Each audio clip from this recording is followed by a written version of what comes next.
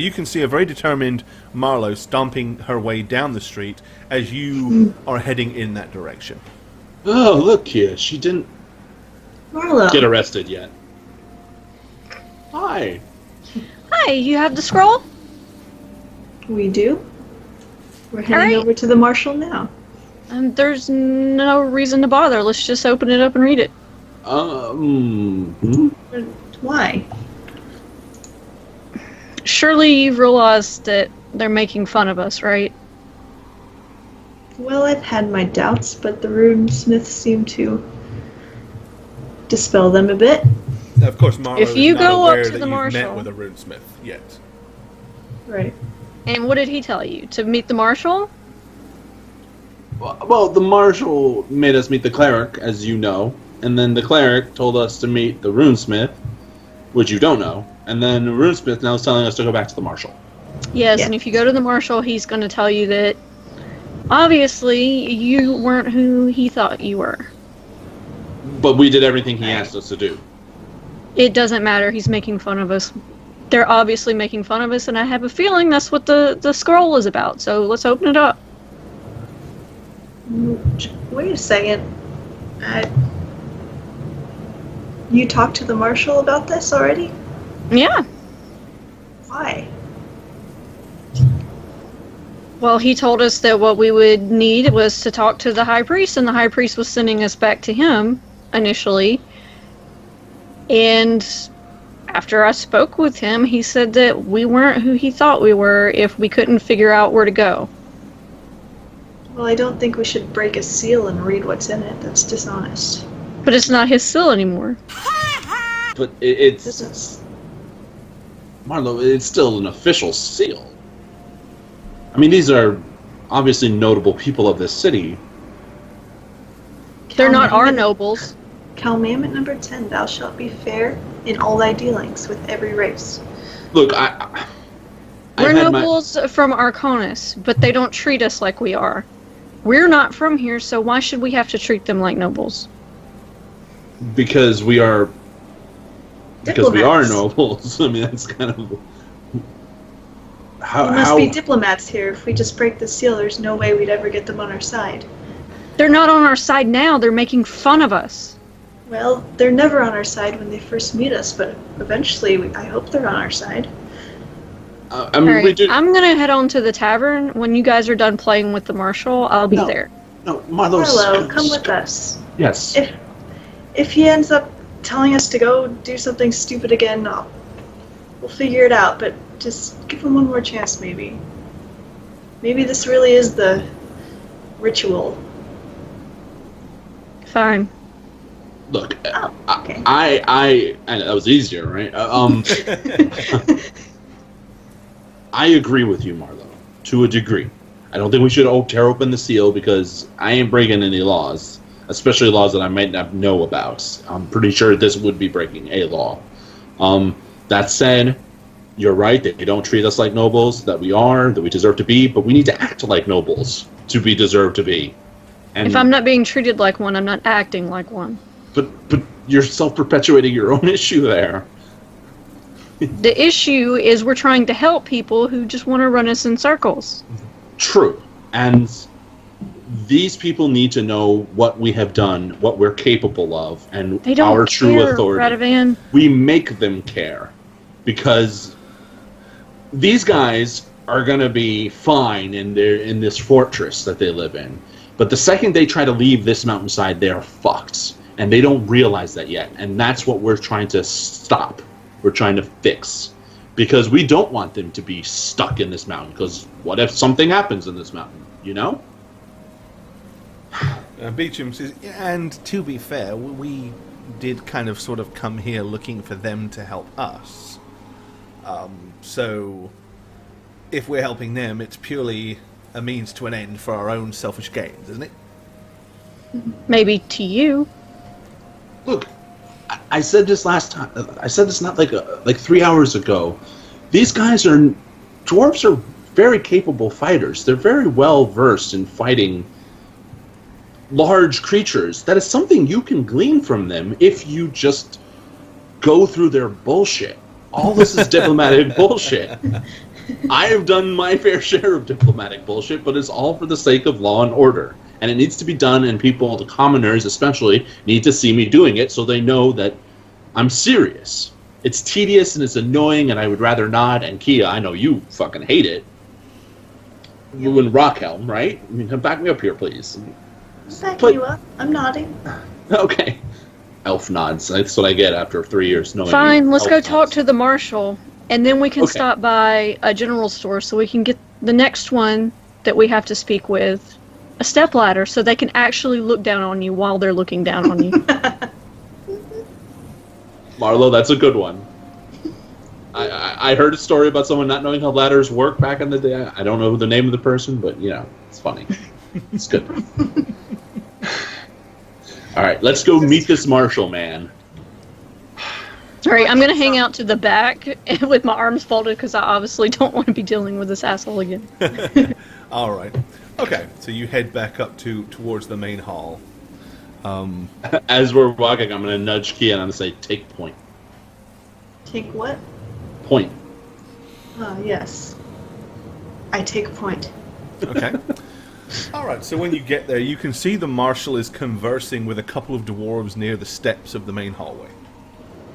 As he sees you approach, he kind of shuns them away politely, and then takes a few steps in your direction to meet you. And he says, "So, have you managed to determine any more information?" Hello, Marshal. Yes, we spoke to the High Priest and we spoke to the runesmith. Now here we are. Oh, so you did indeed get sent from the High Priest sent you to the runesmith. Of course. Oh, well, that's good. So you have his approval at least. And the runesmith, did he provide you with anything at all? I'm gonna take out the sealed, whatever it's called. Sealed. Okay, he Scroll. raises an Yeah, eyebrow, scroll. reaches over to take it from you. May I? Yes. All right, he takes it and looks at the seal and opens it up. Well, it does indeed seem that you have been approved of by two of the other associations here in Carvaric.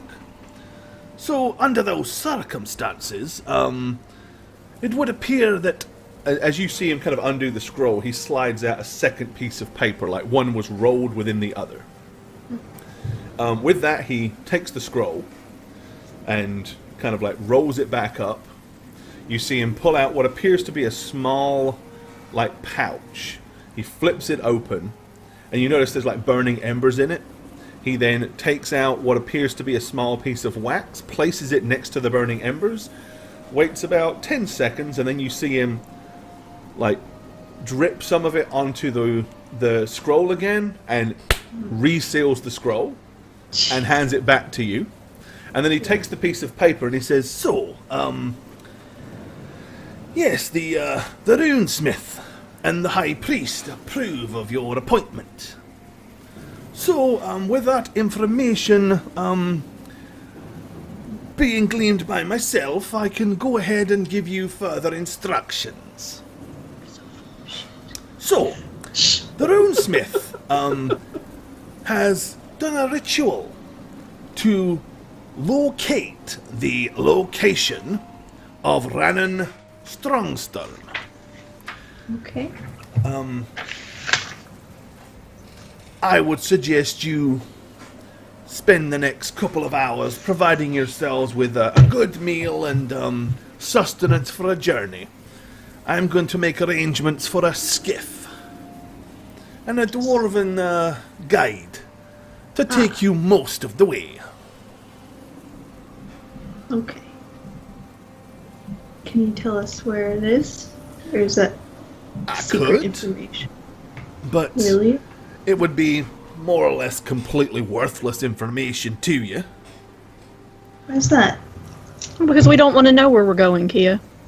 Well, I can tell you, but, if I tell you you're going to leave here and travel south for several miles and then take a trail to the right, and go along the precarious side of a mountain for probably the best part of a day, and then travel northwards, deeper into the mountains, to find a frozen stream and an old keep, and then go from there and follow the river. I mean, is that information that would assist you knowing that right now, or would it be better for me to provide you with a guide to take you there? I'm not sure that's not what she meant. We did come from the south, and we have encountered several creatures upon the mountainside. I'm sure you're aware of the dangers. Well, of course. So, there were definitely... Were they trolls or ogres? That was irrelevant. They passed us. Mostly There was a trolls. giant bird. Trolls? And there was a strange mechanical contraption that was covered in corpses of other creatures and remains, which we had to deal with, which we, of course, did deal with, because, as I've said from the get-go, we are very capable individuals. I know not of a mechanical creature, but, trolls, unfortunately, are, cave trolls and snow trolls are, rife in amongst the mountains. But of course, this is one of the reasons I'm providing you with a swift skiff and a guide to, pilot the contraption. I see. Or if you'd prefer, I can provide you the skiff and you can take the instructions that I've just given you and go by yourself. No, we'll take the guide. Thank you. Well, Yes. I'll have him meet you at the front gates in about 2 hours then. How's that? Sounds good. We go where we need to go. It's about 2 days' travel, so I'd make sure you have plenty of provisions for such a journey. Okay. Any specific supplies you recommend for this territory and landscape? Hot food, stout liquor, and warm furs. Okay. And once we meet this individual, we are to present this scroll that you have resealed again to him.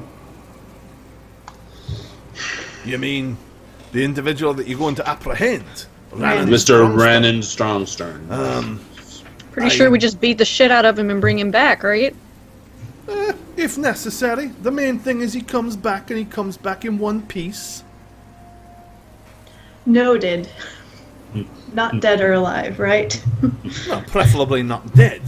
Kind of hard to stand trial for breaking oaths if you're dead. Fair enough. And we are still not privy to what oath he broke. Is that accurate? It would help in our negotiations if we understood the context of his exile. But would it though? I mean, you're not in a position to administer justice or barter on his behalf. This is sincerely a Dwarven heritage matter. And one What are you going to do about it, Radovan? What if it's a law that you don't agree with? We don't know their laws, right? Yes. Thank you, Marlo, for that blunt assessment. Well, As it stands, I am in an authority in my homelands to impart justice, law, and order, and punishments where necessary. And I do follow these laws with all my being. But you're not home now, are you, laddie?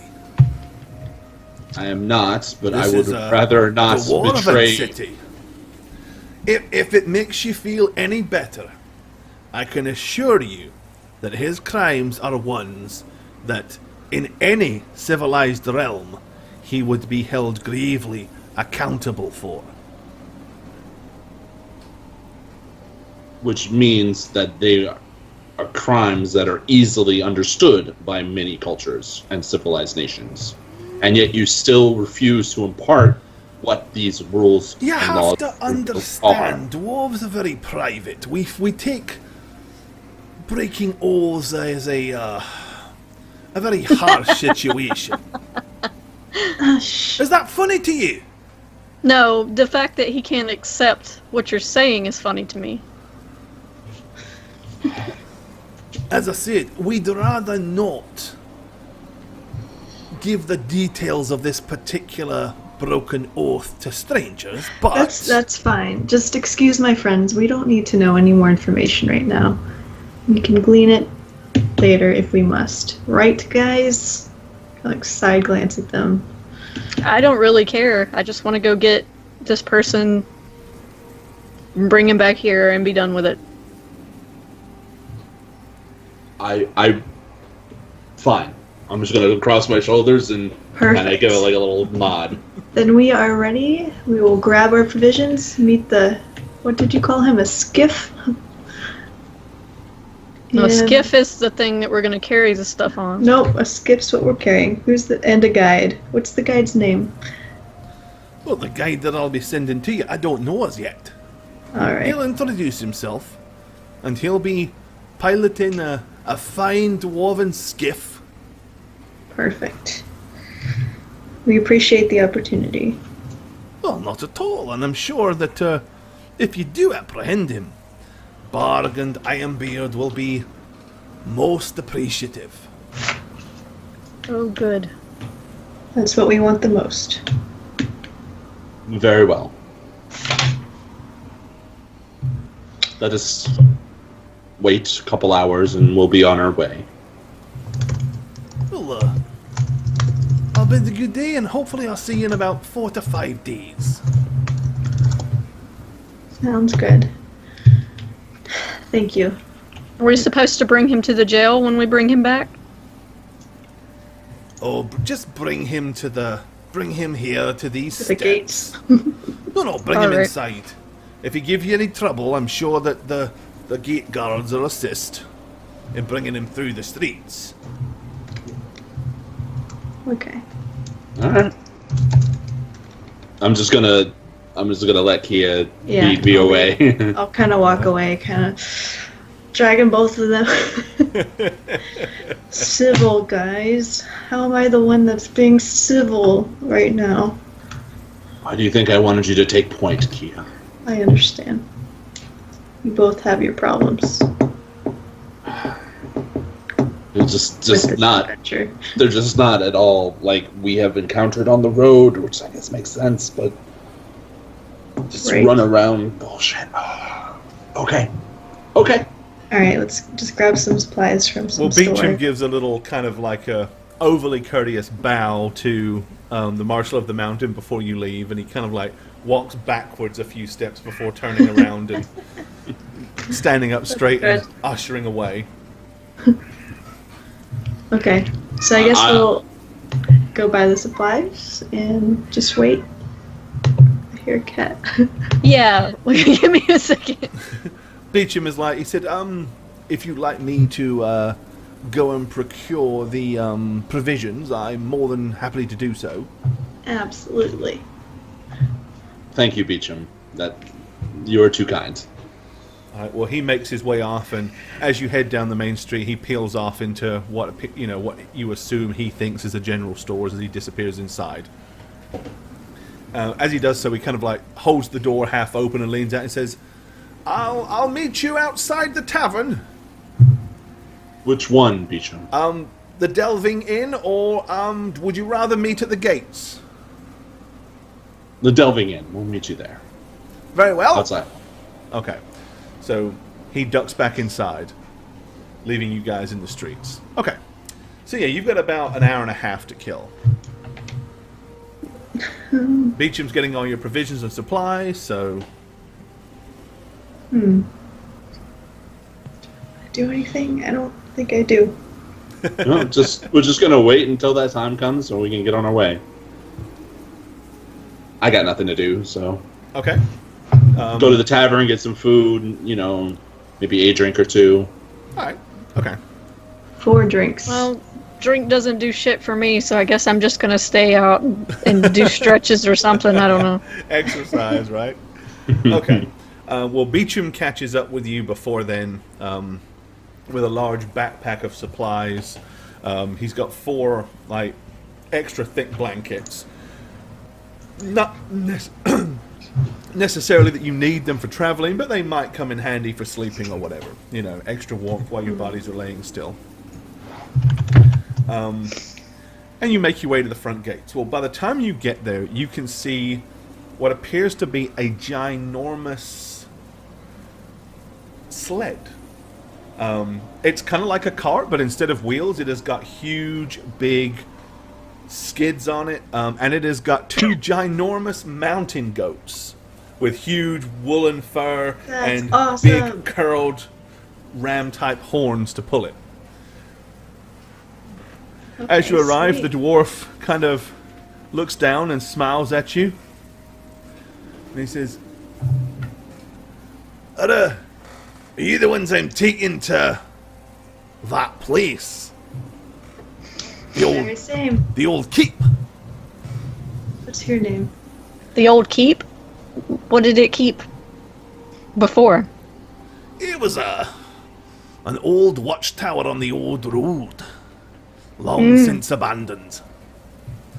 But that's the what I was told to lead you to. Right. My name, sorry, Endrick. Endrick Endrick. Dainsworth.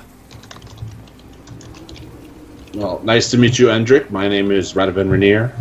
Well, haul your stuff up on the back, climb on board, we'll get going. I'm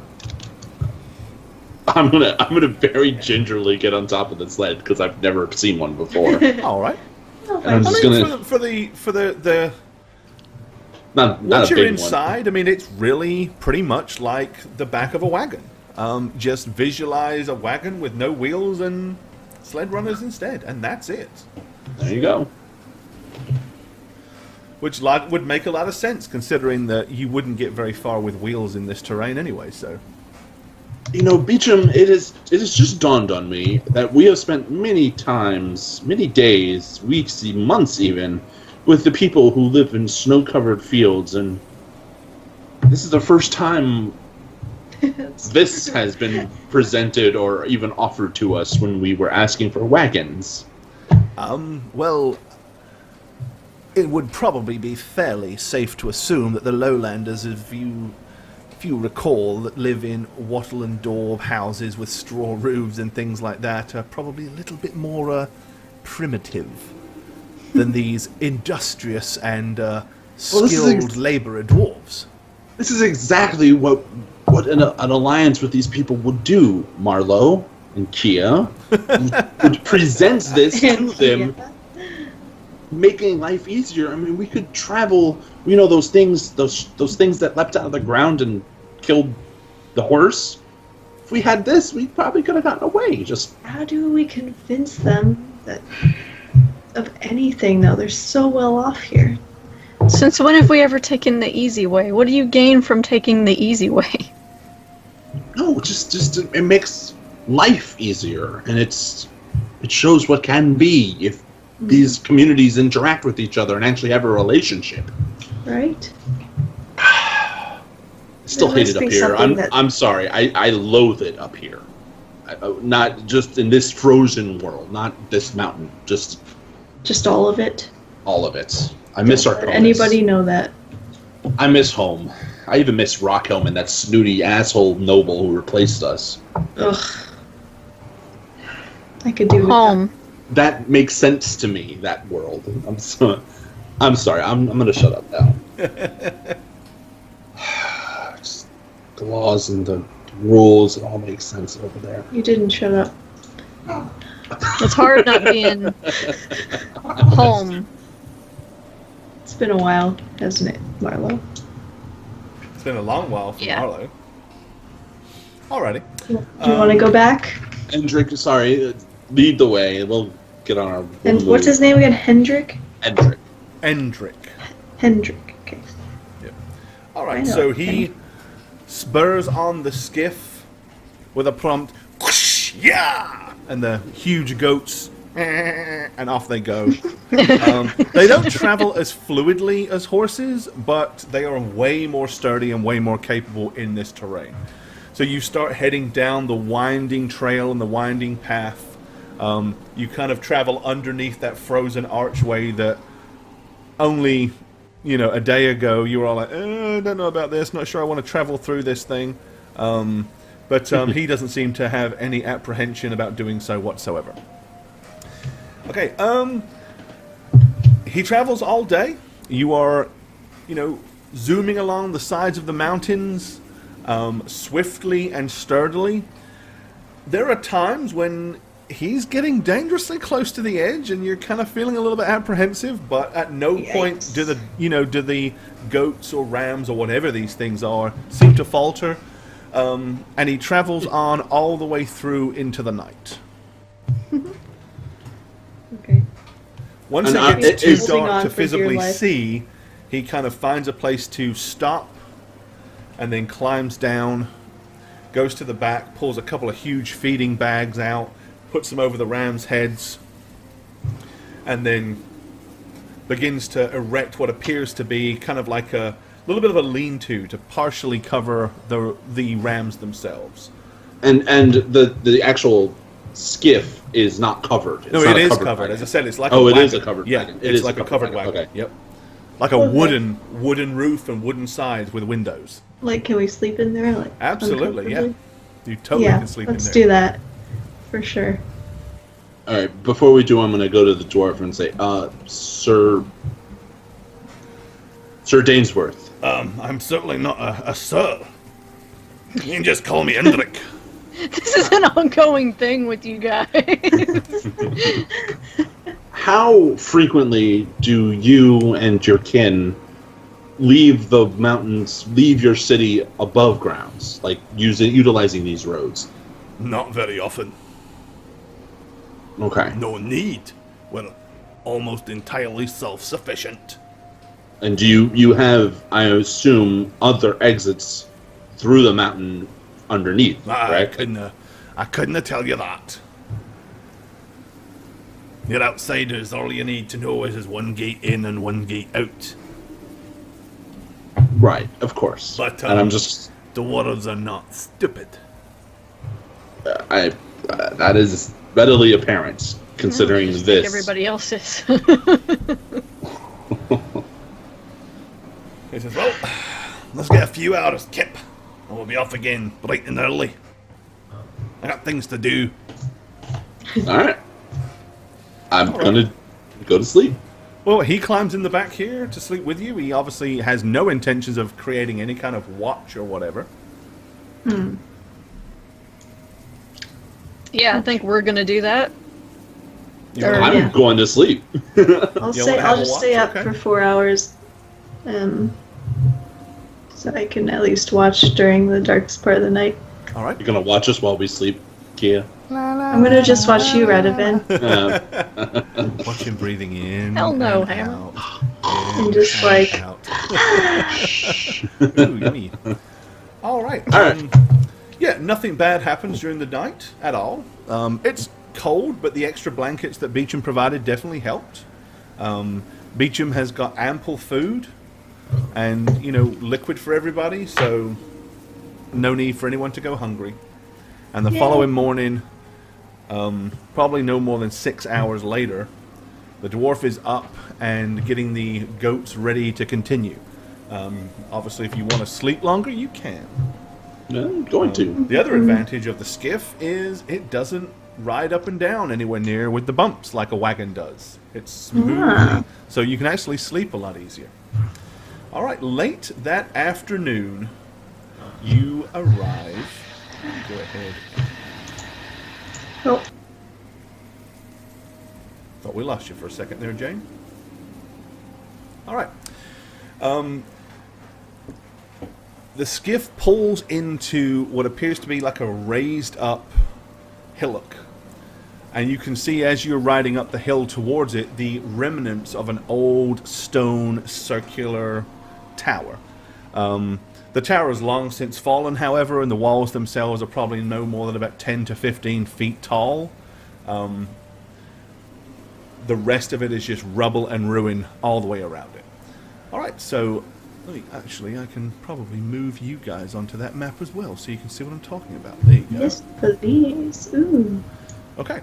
He pulls the skiff to a stop and says, I was told to bring you here.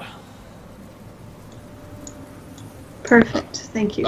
Is the person we were looking for here, or is this just the final place you're allowed to go? Well, I believe he was here.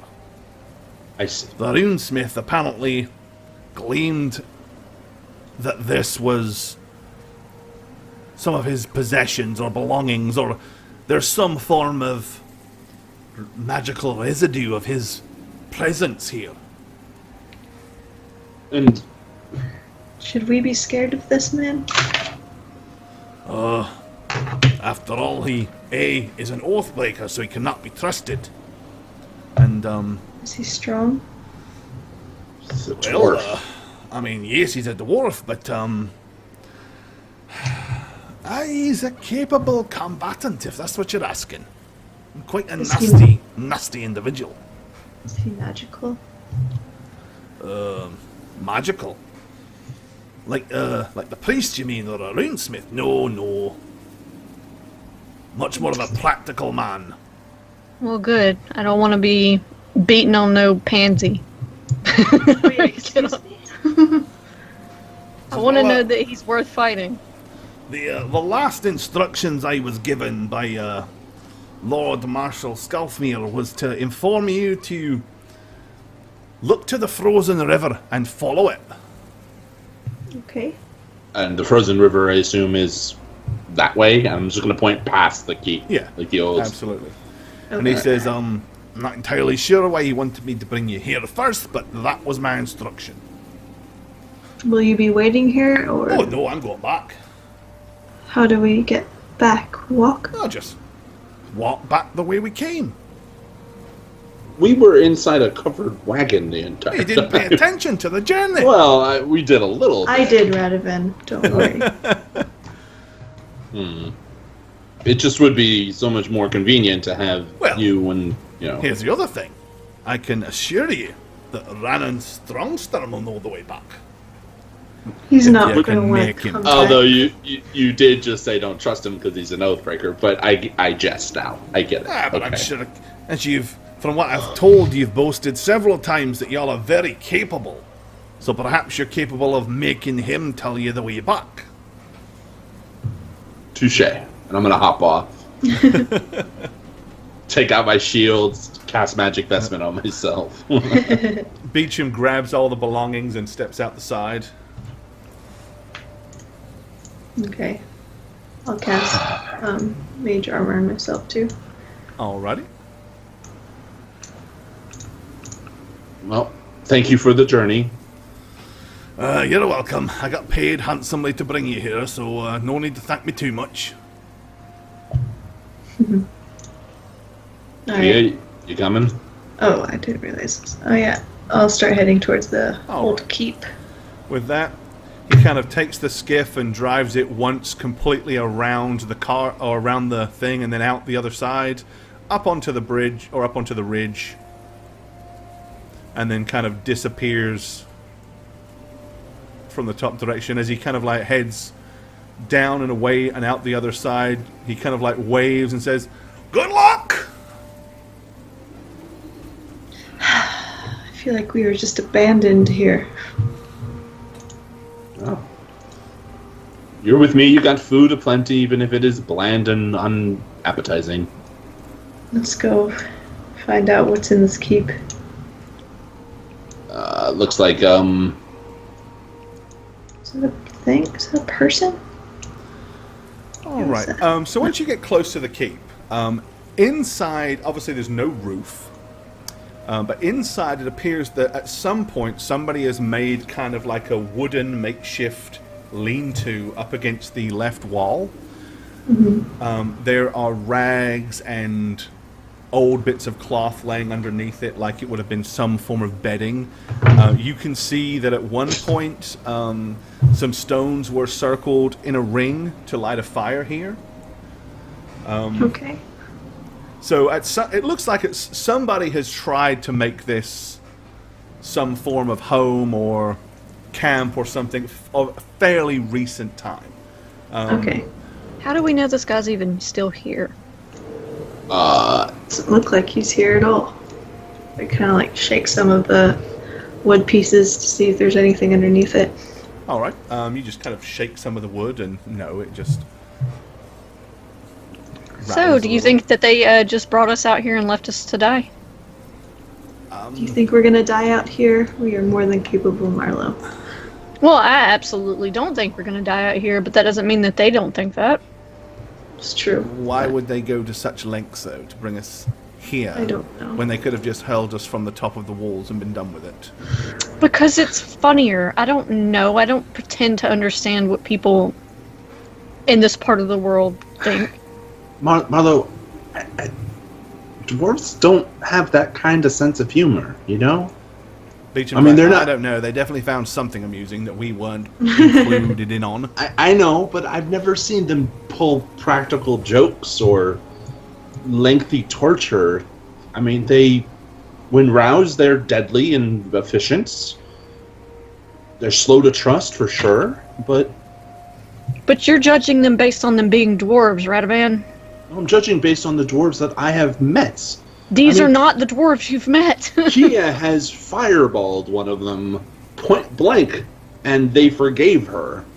And if that wasn't a capital offense, I don't know what was in their minds. But And you're it was of the judging them same again. family. The Ironbeards, it's a family. Or Silverbeard, or whatever their fucking names are. Ironbeard, you got it. Ironbeard. Yes, it would seem it's very important to get the names correct, Sir Radavan. We could have got ourselves in, I dare say, hot water if we had, if Lady Kia had not recalled the correct family name. Look, Marlo, I get your point, and you're right to a degree. I have, these past couple of years, there have been many instances where I have had mint cause not to trust someone, especially since we were betrayed by people we thought were helping us, which you were not there for, with the cults. But since then, the Githzari, they came to our aid at the war. They joined us. They returned my shields. And they're as alien as I've ever seen. So I'd rather try to see the good or the trustworthiness in people before without having to stick my hand through an iron gate with a Zurhan person. And I'm going to look at She Kia. doesn't need to know about that. Just saying. Honest mistake. That's all I'm saying. I guess that's all I'm saying. Beecham just kind of looks at you and says, well, I must confess I found it rather disconcerting at all the chuckling and humour at our expense, but I have travelled quite extensively, and I do try to not, even if I don't understand, I try not to predetermine and prejudge too much. Look, I was not a fan of the joking and the jesting on our behalf. Well, perhaps if we understood the joke, maybe we would find it funny too. I doubt it, but possibly. It's Maybe. probably that we're all taller than they are and weaker. The bigger question I have is specifically, if the rune priest said, come here and then follow the river, clearly he knows that the person is not here. So why did he send us here in the first place? Could the skiff handle being next to the river? Hmm. Are they scared? I'm I gonna have start no idea. turning everything out to make sure there's not something here I'm supposed to see. Okay. Why not? We're already here. Alright, then go ahead. If you're gonna go and ransack through everything, if you wish, you can go ahead and give me a dice roll. First 20 hype. And of course, you will be doing a search check because you are looking specifically for stuff. Oh God.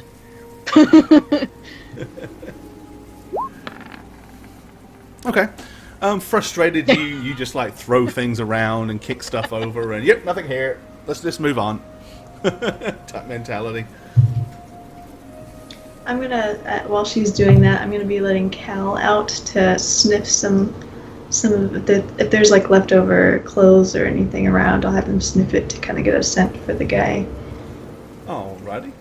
And while Marlo's searching that, I'm going to check out this pit. The old fire pit? Alright. See if how recent, if it's any way to tell in this frozen cold. Give me a survival check. Oh. Uh-oh. God, this. Actually, I have that's interesting.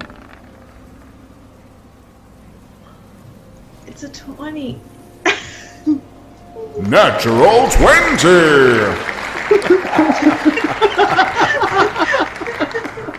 Of all the things to roll a natural You know- 20 on.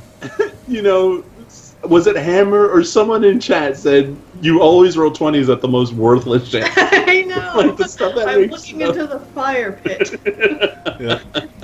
All In the right. fire, you see where Rannon's located. Oh dear, oh dear. Look So at I it. see like a half melted ice cube, which tells me that part of it melted and it was like an hour ago. Right. Okay. So you kind of like examine it. Clearly, it hasn't been a very recent fire, but the fact that it is open air and hardly any snow or whatever has gathered on the top of the embers tells you that there must have at least been a very small amount of warmth very recently, at least enough to melt the snow. Your guess is probably 48 hours, 24 to 48 hours, somewhere in that time frame. So But- I'm gonna... It's fucking useless because we can't already assume that.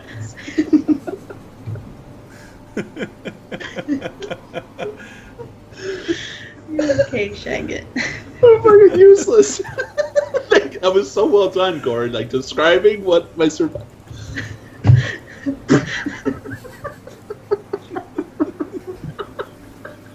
Gore's a really great DM. He really is. He's so good at describing like how you to do something, but it's so fucking. Either nice. way, That look, was all I can do with a 20 is give you the best description I possibly can. Well. But you know what? Sometimes a 20 just tells you useless information more accurately.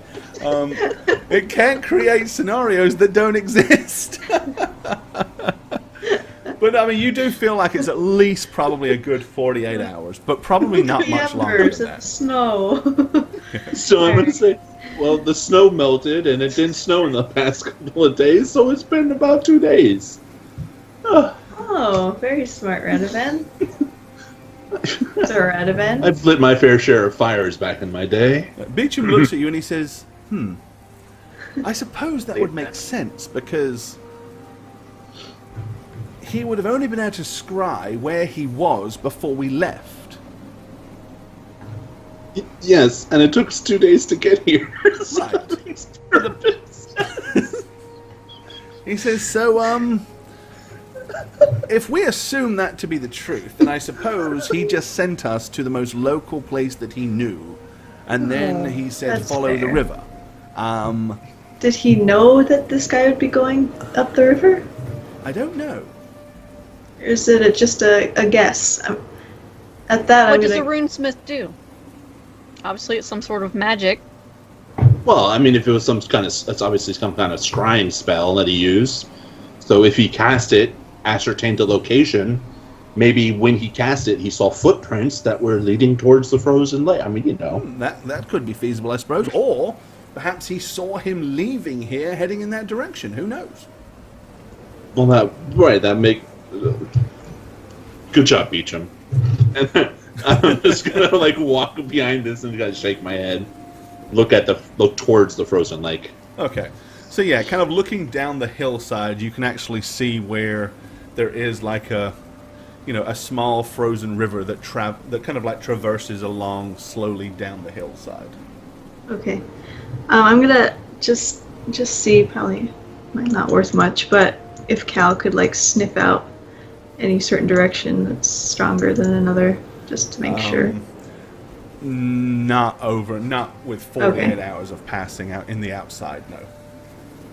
If it was inside, maybe, but with all the wind blowing and all that, any scent that might have been here would have long since been gone. Okay. Good That's burn. fine. Yeah, start heading that way then. Come on, Marlowe and Beecham. All right. Okay, so you start heading in that direction. Let me go ahead. Move you up one. It's fucking killing me. That's roll 20. That's a 20 roll. I swear to God. All right, so you have a choice, really. You can physically walk on the frozen river if you want, or you can kind of just follow the side of it. I'm gonna follow the side. Just That's why I put why you would there, because I you know, figured that might be why'd I do a foolish thing as that? what you decided to do. Just keep your eyes open for signs of life. I mean, the river obviously is down here. Okay. You know, this is your frozen river, so you And- can just and- kind of like follow the. And we are technically walking west or east at this point. Just so I get. East. By now, it's actually kind of like curved and cut back, so it's now you're actually heading west, Okay. northwest to be precise, if you're following the river. Okay. So the river is kind of going in that direction. Got it. Okay. All All right. right. Keep an eye out. I'll have Cal out too, keeping an eye out for anything suspicious. Okay, so Cal's doing a little bit of scouting for you. Yes. Maybe like 100 feet ahead. Okay. All right, and you guys can continue to travel along this path, following the river, for quite a few hours, to be honest. And we are going to take our first break there real quick. So yeah, you're following the river northwest, the frozen river. Got it. Yes. Okay. As I said, you travel several hours following it in that direction. Mid to late afternoon, however, it kind of like comes to a point where you are pretty much following it up, clearly upstream, and ahead of you, you can see what appears to be a frozen waterfall. Like, because it is obviously you're heading uphill, and the rivers come down the mountain, so you've been heading upstream following this thing. But yeah, you can that a see what lever? appears to be like a frozen waterfall that is kind of like frozen all the way down to the water. Presumably the top of the cliff face is frozen as well, and it is frozen the entire way, waterfall and all, which is quite a phenomenon because waterfalls flow pretty fast, so to freeze I know it's an axe. it would take an awful lot of coldness. Is that a lever or is it a tiny tank? What am I looking at here? Okay. All right, so yeah, Okay. I'm gonna ask Cal if he spots anything suspicious more in front of us before we head that way. Oh. Is the river frozen? The river's frozen over if the waterfall's frozen. yeah, the river and the waterfall is frozen. So imagine Okay, like a I'm frozen marching river across this came river down, here. that froze, and then it's continued to be frozen all the way along. Okay, so you cross the river. All right. I'm gonna look at the it tiny feels toothpick over incredible. I here. mean, the ice beneath your feet is very, very solid. Give me a spot check. Like it matters. Shag it. Okay. Oh, okay. As you kind of walk across the river, so I'm going to put you back to about here. Okay. Um, I got excited. you kind of look, and under the ice, considering like gauging the depth, the ice must be a good, almost probably close to at least a good half a foot thick. There appears to be a frozen humanoid body down there. Oh shit. Whoa. Okay, I'm gonna actually seeing this. It's gonna probably scare the shit out of me, and I'm gonna immediately drop to my knees and start punching the ice to try to get through it. Marlo, All right. So you guys, yeah, you just see her drop to the ground and start. what are you doing? Give me a damage roll on the ice. Oh fuck. Okay. Yeah, You you're could not going just to go- miss the ice, so there's no to hit roll. And I mean, if you want, you can go ahead and give it a full, whatever your full power attack would be, because again, you're not going to miss it. Okay, so that's just gonna be. Nope, that's not damage. My bad. Hold on. Go away. Oh, get back there, pop filter. There we go. Oh, power attack bonus. I guess that's. I don't know what the fuck I'd put there. You can put as much as your basic attack bonus is. So whatever your basic attack bonus is, you can put as much of that in it as you wish. So technically, all of it. So whatever your BAB It's like is, 10. yeah. So put 10 in there, and it'll take 10 off the to hit, but you don't need to hit it. So you're just going to do it, and it'll roll the max damage. Alright, so you smack it for 15 points of damage. There's a huge big white mark where your fist landed, and little spiraled, spidered cracks kind of coming out from it. Marlo, get back. There's somebody down there. I mean, I'm sure me busting it up is not going to save his life, but there's somebody down there. That's fine. I'm sure he's fine. Well, you don't need to punch the ground. We'll do this a smarter way. All right. As you're All about the easy way with as you you're on people. your knees and you're punching, you kind of smack into it. That's the first blow. Kia's doing all this sort of stuff. Okay, so I mean, you haven't broken it. You want to hit it again, or what do you want to do? I'm gonna lean back and I'm just gonna be like, okay. Okay, good. I'm gonna turn to Roundabout and like, can't you control the weather?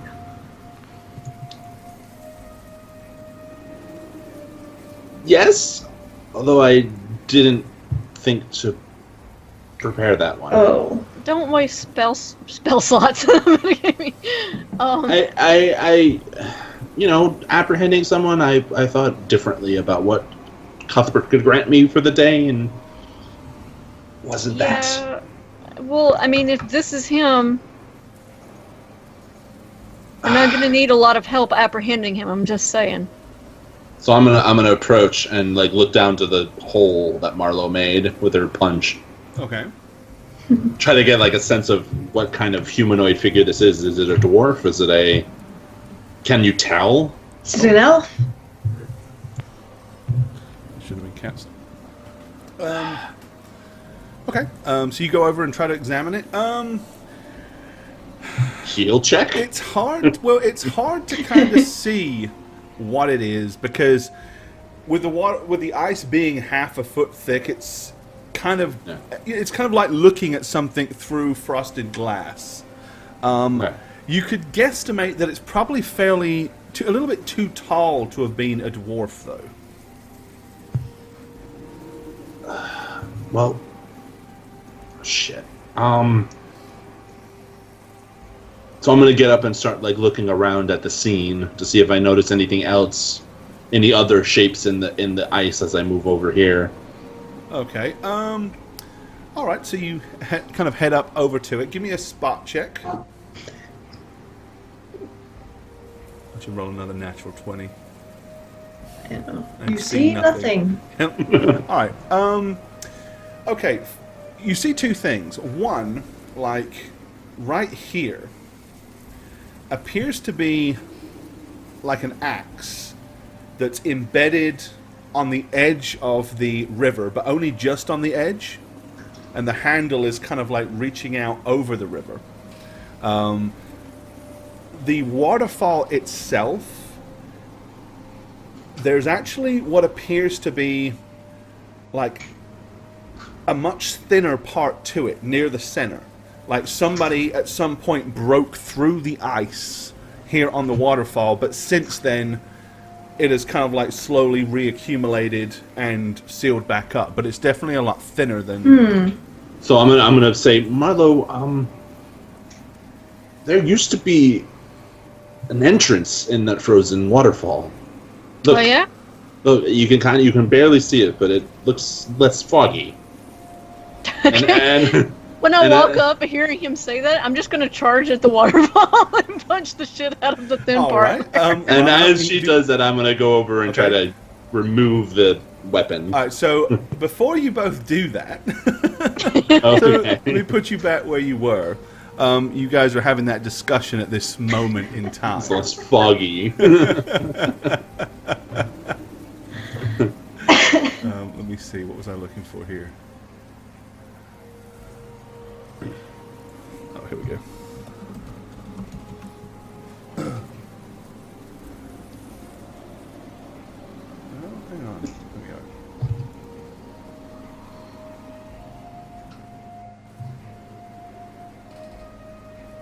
Alright.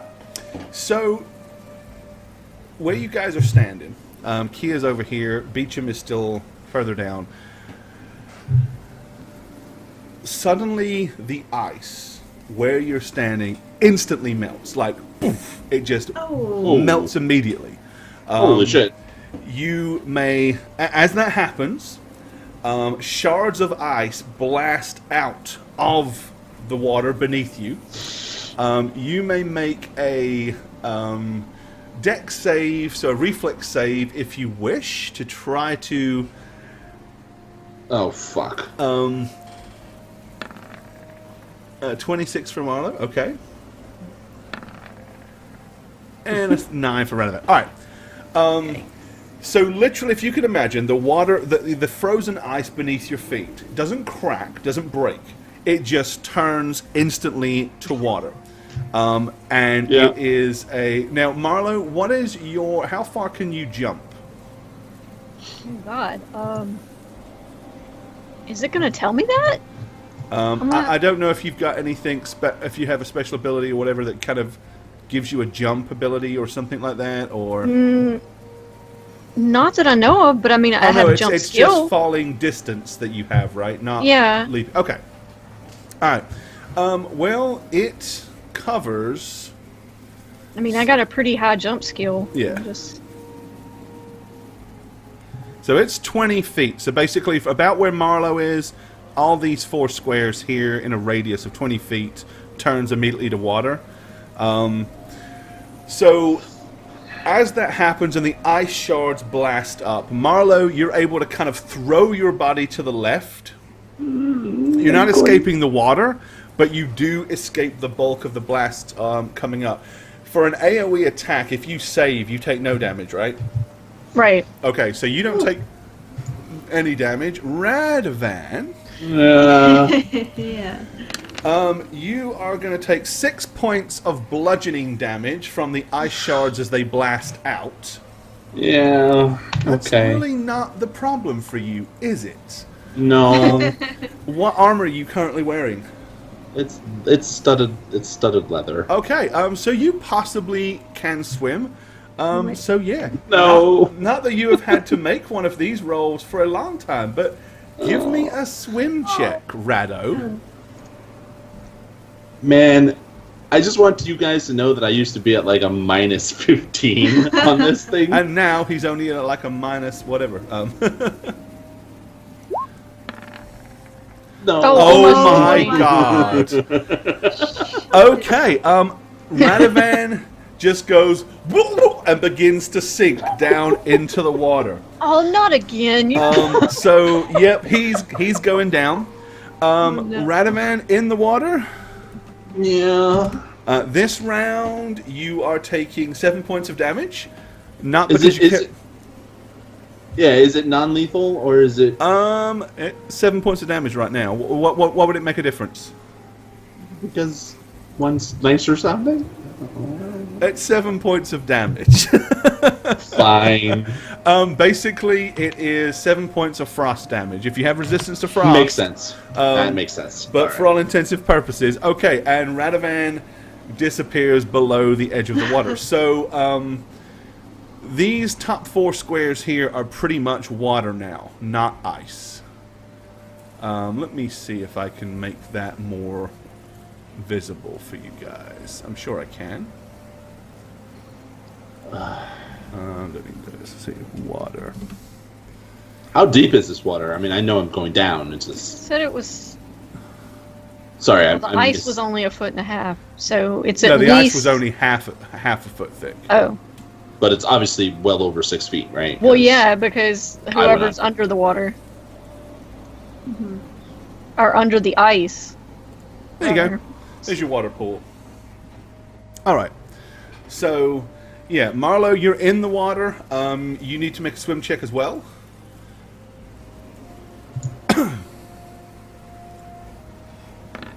Which you easily are able to do. So you can swim to the edge. While in the water, you receive 7 points of frost damage. But assuming you want to get out of the water, you can do so on the next turn. Radavan, of course, is going under. So Kia and Beecham, you just suddenly see the ice melt, them drop, Marlo fling to the side, ice blast up like giant icicles bursting out of the ice pool, and Radovan disappear below the water. Beecham is going to do a dash and come over to here. Alright, so, not that it might be necessary for combat purposes, give me initiative checks if you wouldn't mind. Yeah. Fuck, I like. What? That 20's really helping you out right about now. Let me see if I can find a little bit better water pool. That might do a better job. Hold on. Yeah, that'll be clearer. No, 0 might be an accurate initiative for you right now. Now, let me go ahead and do this. This will be much more efficient. Nice. There you go. That's better. Much better. Now you can see clearer. Okay. And I want to move it down just a fraction. So it's about there. Okay, so let's look at initiatives. Radovan with nothing, Kia with 19, Marlowe with a 23. Let me write these down. 23. Kia 19. Radovan 0. I have a feeling Beecham will get better than that. So I'll roll for Beecham, who is on a 10. Okay, so Marlowe, you start the round. What do you want to do? First, I think my initial reaction would be to get out of the water Okay, and turn. so you clamber up out of the water, so you swim across to the edge and pull yourself out of the water. Of course, okay. I turn back and see that Radovan did not make it. Radovan is sunk. You just see bubbles. Kia, what do you want to do? Radovan? What do you want to do, Jane? Me? Okay, so same situation. Here's what I would like to do, Gore. Okay. I would love to try to use Violent Thrust with Telekinesis on Radovan to thrust him upwards and to the right. Just, I guess, diagonally. Up and out.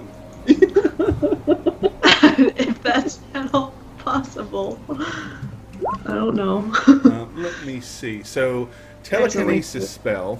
So there's the The Violent spell Thrust. energy can be spent in a single round. You can hurl one object or creature per cast level that are within range and all within 10 feet of each other towards any target within 10 feet per level of the object. You like throw me to the moon. You can hurl up to a total of 25 pounds per cast level, which is 375 for you. So, what's your maximum encumbrance, Radovan? Armor, you, equipment, everything. At the moment, Probably not 375 when you're not Probably wearing not plate less mail for than that. sure, right? yeah, definitely not. Lift, Okay. like lift off the ground. It says 300 pounds or less. So I don't know what that means. If that helps, but I do have a lot of stuff. I'm 250 pounds, and the total weight is 75 pounds that I'm carrying with me with all the stuff. So Okay. it should be just within. So, I can roll for what this. do you want to throw him at? I want to hurl him towards. It has to be a thing, so I guess I'm sorry, but the wall. So you want to throw him out of the pool and up against the wall? Just up towards the wall. I don't so want him to make an like attack fly across roll. the sky. Make an I just don't attack want you roll to to see if die. you successfully hit the wall with the Here we Radovan. go. Oh, brilliant shot. Holy shit. Smack! Okay, yeah, so Radovan is tore from the water, hurled through the air, and impacted against the side of the wall. The good news is he isn't drowning. The bad news is that wall is very hard and very solid. Gotcha. Okay, this is going to be a counterproductive thing. So what? I need to know your actual total weight, Radovan. Oh Jesus. It could have been worse. She could have crit you. Like I don't know where to. I honestly don't know where to find that on the sheet. Like we've never Okay, had so to. what is your character's total weight? My character's total weight is 250 pounds. 250? Only like Yep. 315.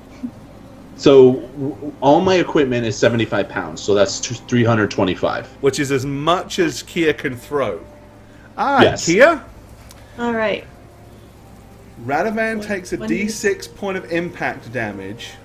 Per 25 pounds. Do the math.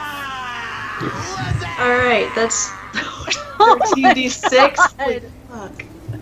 You First roll one. it because you may be killing your party Can member. you die at this? He can. Wait, what is the damage? What is An awesome 13. D6 per D6. 25 pounds. so 325 divided by 25? So it's 13d6. Yeah, thanks, Kia. Yeah. All right, now, Good attack. yeah, 1d6 per 25 pounds is 13d6. All right, here we go. Why would it have been Do it. better to throw it at me? Radovan, you just 30, got killed for 46. 46 points of damage. Fuck me. Yeah, All right. Kill yourself. So Radovan I'm not is dead. like out of the water and smashes into the side of the rock. Now, I am going to give you, because if she'd have hit the ice maybe or the snow, I'd have been It's not kinder. an object. But this is kind of like a solid It brick makes sense. wall, so you're having the Makes whole sense. damage. So yeah, 46 points of damage. I hear you, man. It's You're all not good. drowned though. You're not drowned. That's a bonus, right? You're not drowned. I could have just rolled a d20 minus 1 again and possibly swam, but sure, yeah, I'll take 46 damage.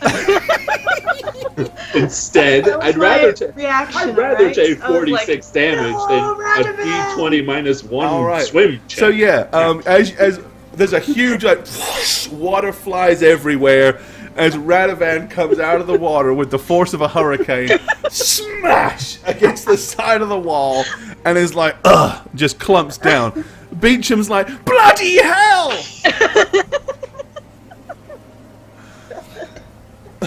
Did you know that Kia's the one that did that? Right.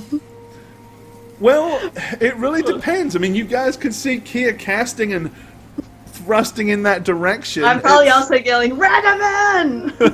Okay, I'm not gonna right away assume that she did that. I'm gonna be like, I'm gonna think the whoever's with- doing this other day.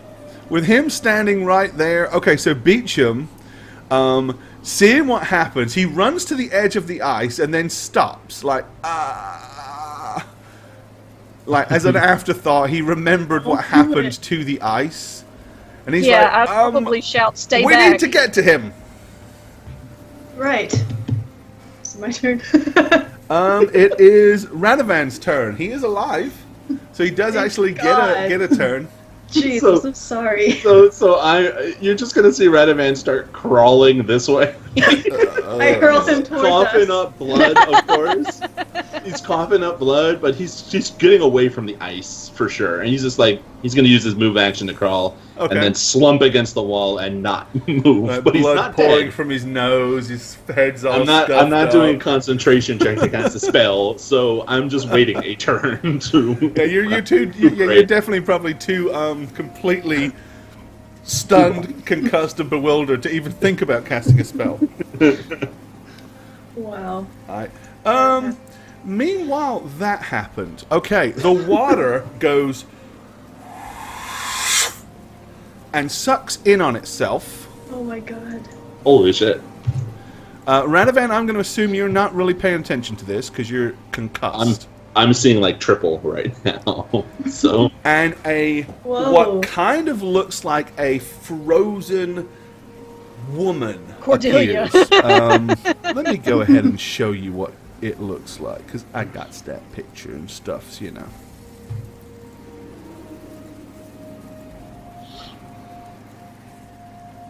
Okay, so she's physically solid, but she has kind of like a real kind of bright, shimmering white spectral look almost about her. But she is physically all there. Okay, with that, she looks at Marlowe and does a little mermaid on her. Uh-oh. Oh, what the Oh no. Marlowe, you need to make a willpower check, DC 19. What kind of magic is this? Is it enchantment? It would be considered enchantment, yes. Well then, fuck her! You immune? I'm pretty sure I am. Hold on, let me double check that. Immune. That'd be cool. You want to build a snowman? So she's kind of like see-through a little bit, did you say? No, she's not see-through, but she Oh. looks like she should be. Like, she's all Oh. kind of shimmery and glowy, but she is solid. Oh wait, so it's Diamond Soul, spell resistance equal to...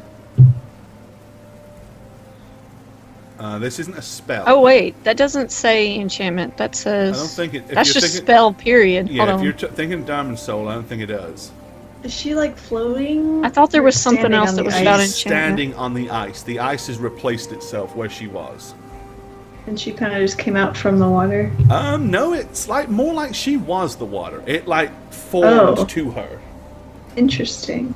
And there's no longer water now; it's ice again, right? Yes. It's like, Yes. interesting. Oh no, it's just it's still mine. A Zoom in. monk of 3rd level higher gains +2 bonus on saving throws against spells and effects from the School of Enchantment. Okay, Oh, so so you get a +2 save then. There you go. and you said this was what? And DC is a 19. it needs to be willpower. Willpower save 19 or higher. Yes. All right, let me add in that modifier there.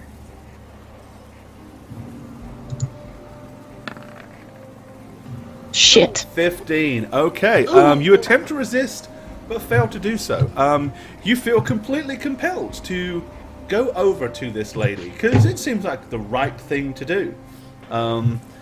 It's not. You have the next turn, so yeah, you're Oh, going to good. basically go over to her.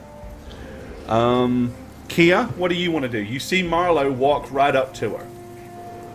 Like she wants to talk to her? Well, from where you're standing, Beecham's kind of in the way, so you really just can kind of see Marlowe walk over to her. So why she's doing it and how... I mean, you can hear the singing. Okay. I'm gonna step, for my move action, step aside and take a look. Can I tell she's casting like an evil enchantment? Like, there's no- or does it Well, look it like wasn't it's a just spell. does it just She look like a hasn't nice cast spell. lady singing? She basically, yeah, she's just standing there. She kind of looks almost elvish, but very frosty, kind of like a really sopping wet Galadriel. Then As she's I like, will. Okay, fine. I'm gonna spend this move then, casting Fly on myself and going over here. Alright. Even though there is wind, you are below this cliff line, so as long as you don't go above about 30 feet, you won't have Okay. any effects of it. So, okay, you fly over there. Alright. Beecham is doing nothing because he is very confused, bewildered. He's unaware what's going on. He sees Ranavan crushed against the wall, Kia fly across the river, and Marlowe walk over to the strange girl. Ranavan. I am going to cast a heal spell on myself because I fucking need to. Okay. So I'm sitting there kind of like, you know, Ouch, Gotta get the Charlie, fog that out of my- really hurt. Okay, you heal yourself for 36 points. Alright, it's her turn. Rinse and repeat. She is now water again. Marlowe, however, doesn't feel compelled to leave the water. She's quite happy to be in it. Shit. You immediately take 2d4 and are content to allow yourselves just to slip below the surface and begin to drift down as you feel somewhat totally at peace and enthralled by the beautiful aquatic sounds that you're hearing in your ears. Okay, Kia, your turn. So you see the water reappear, and Marlowe she doesn't even fall into it. She just kind of like raises her arms and allows herself to drift down into the water. Is she drowning? Beecham's like, Please don't look, throw look, me look, into the cliff. the water's back and Marlowe's got under. Right, Beecham is now like throwing his bag off, and you see him like rummaging as he starts to Okay. pull out a piece of rope. I'm gonna say, Beecham, get Marlowe, and I'm gonna cast while he's doing that a water elemental. Ooh. That'll be fun. A huge one, excuse A me. huge water elemental. Which one?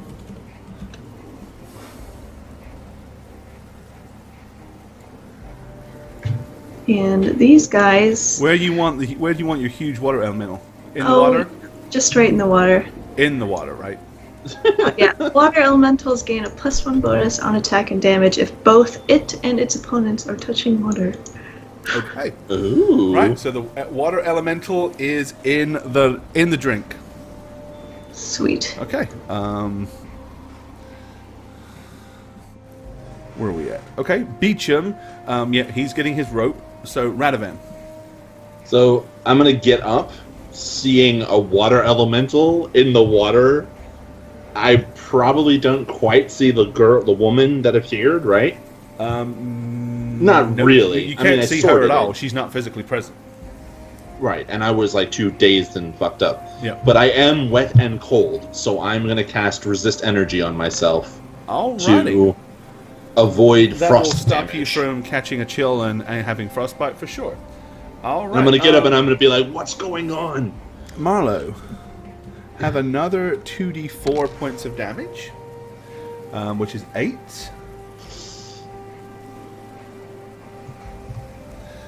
And you're going under. What is your constitution? So 13. 13. Okay. All right. So right now you're not dying just yet. You're not suffocating to death or drowning just yet. Kia, what are you and your elemental doing? Alright, do I see anything? Like the woman? Nope. The woman doesn't appear to be there. Okay. I'm gonna turn myself invisible while I have the chance. Okay. Because I'm scared. You did hear me ask what the hell is going on. I did shout that after. Oh, I don't know. Scary Why is it water like, woman. put a huge Close window your on you? ears, I'm not don't doing listen that. to It's it. silly. Okay. Yeah, you can't hear any sounds or anything Ooh, right now. ooh, can I just stuff cotton in my ear instead of turning myself invisible? If that's what you want to do, you can stuff Yes. something in your ears. Okay. Beecham has got the rope, and from where he is, he kind of like swirls it and hurls it down into the water. And he says, "Marlo, grab this!" And then realizes if she's underwater, she can't probably hear him, but just hopes that she instinctively sees it and grabs it. So Beecham has thrown rope into the water for Marlo to try to get hold of. Radovan. Hearing that what Kia just said to me, I am going to instinctively cast Renizin I'm going to say Renizin the Creator, and I'm going to activate my necklace of cool. my ring of mind shielding that I got Okay. a long time ago. Alrighty, yeah. You get those item Awesome. uses. That's a free action. I'm going to move over here, and I'm going to cast a spell if I can see Marlo just floating there. You can see Marlo, like, in the water, probably about a good 10 feet under by now. So I'm going to cast Dispel Magic on her, hoping to dispel this effect that she's under, because she's obviously charmed or something. Yes. So you do that. Suddenly, Marlo, you are aware of like, Yay! because you didn't like go before you went under because you didn't want to. You were just completely content. So when you do regain your consciousness, you're like fighting for your breath.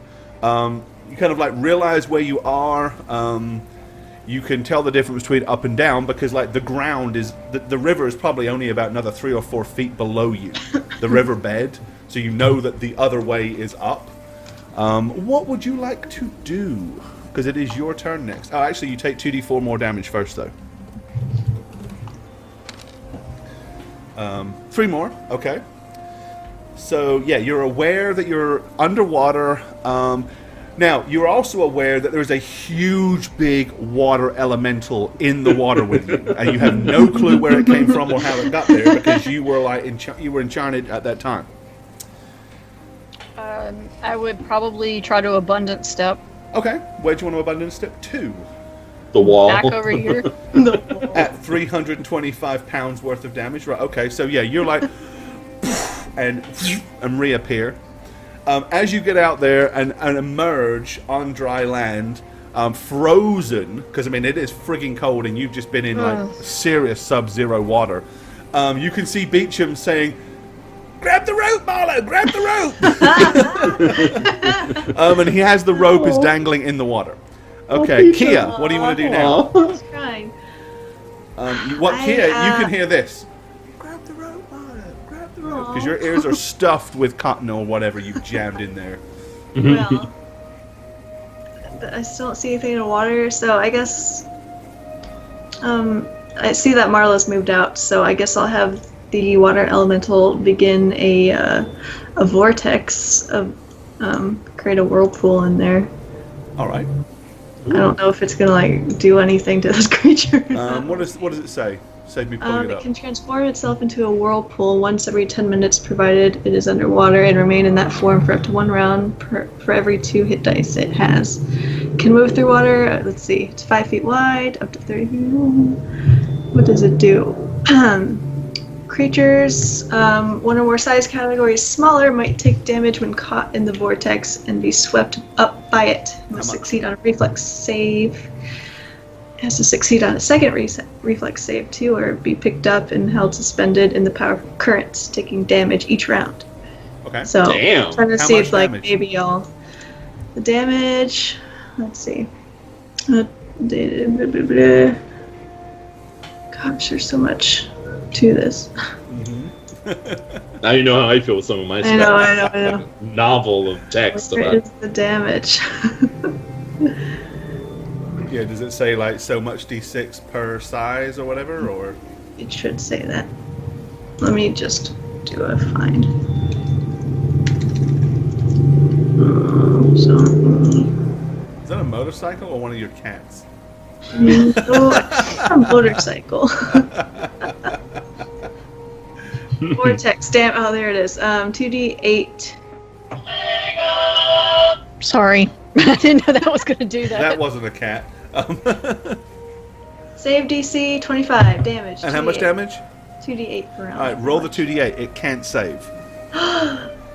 Okay. It can't avoid it because it is the water, so. Interesting. 13 points of damage. Okay, so what happens is the water suddenly gets sucked up into the water elemental. Damn. As the water elemental becomes a spinning vortex. Do I have? Do you have a spinning vortex? Let's see. Do you have What will we call that? A whirlwind? A whirlpool, maybe? I think that's probably about right.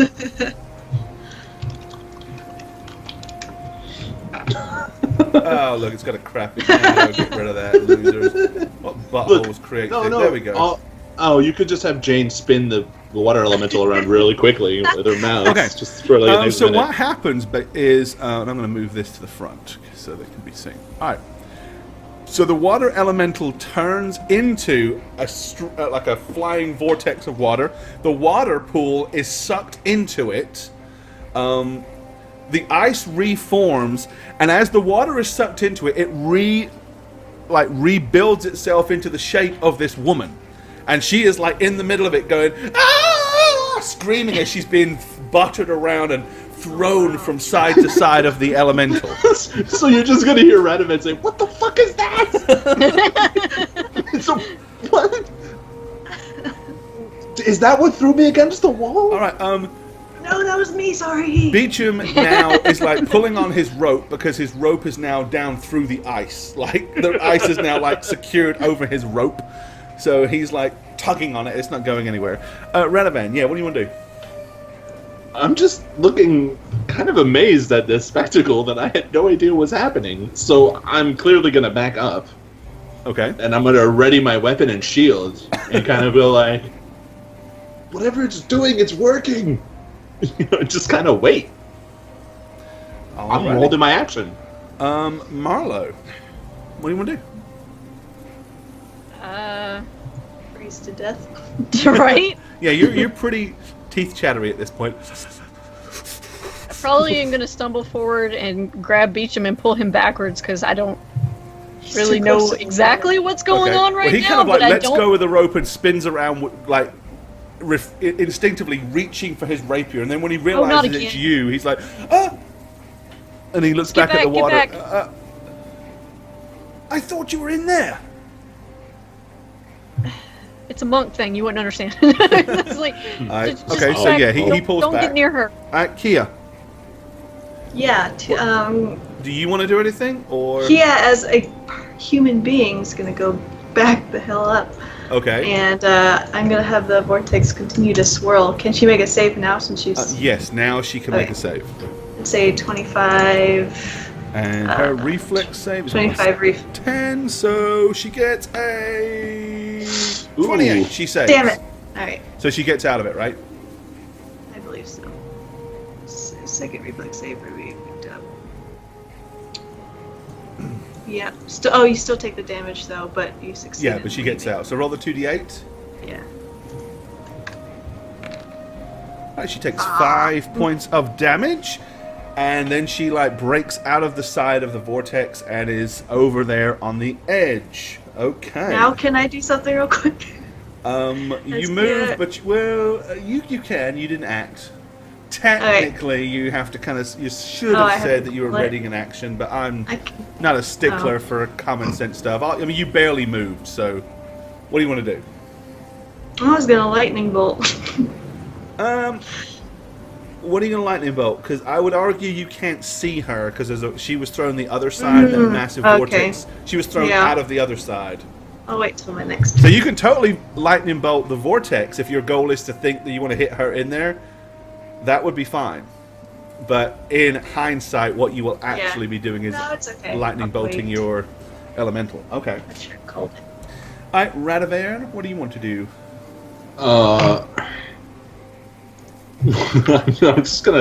I'm gonna ready a spell if she does anything aggressive towards us again, and I'm just gonna say friend or foe, because we will kill you. Okay. You will die. All right. It's so her action. Radovan says that, so she looks at Radovan and Radovan can make a saving throw with a DC of 19. I do have a ring of mind shielding on active. In that case, you don't have to make the saving throw. You automatically pass, but you are aware that she is trying to mess with you. So, So I if you choose for immediately that to be an aggressive action, I would be okay with that. I do Order's Wrath. Order's Wrath.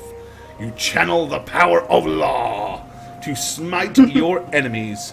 So willpower partial 19, 26 if it's a chaotic creature, 35 if it's a chaotic outsider, and causes them to be dazed. She is not an outsider, so she takes 26 points of damage.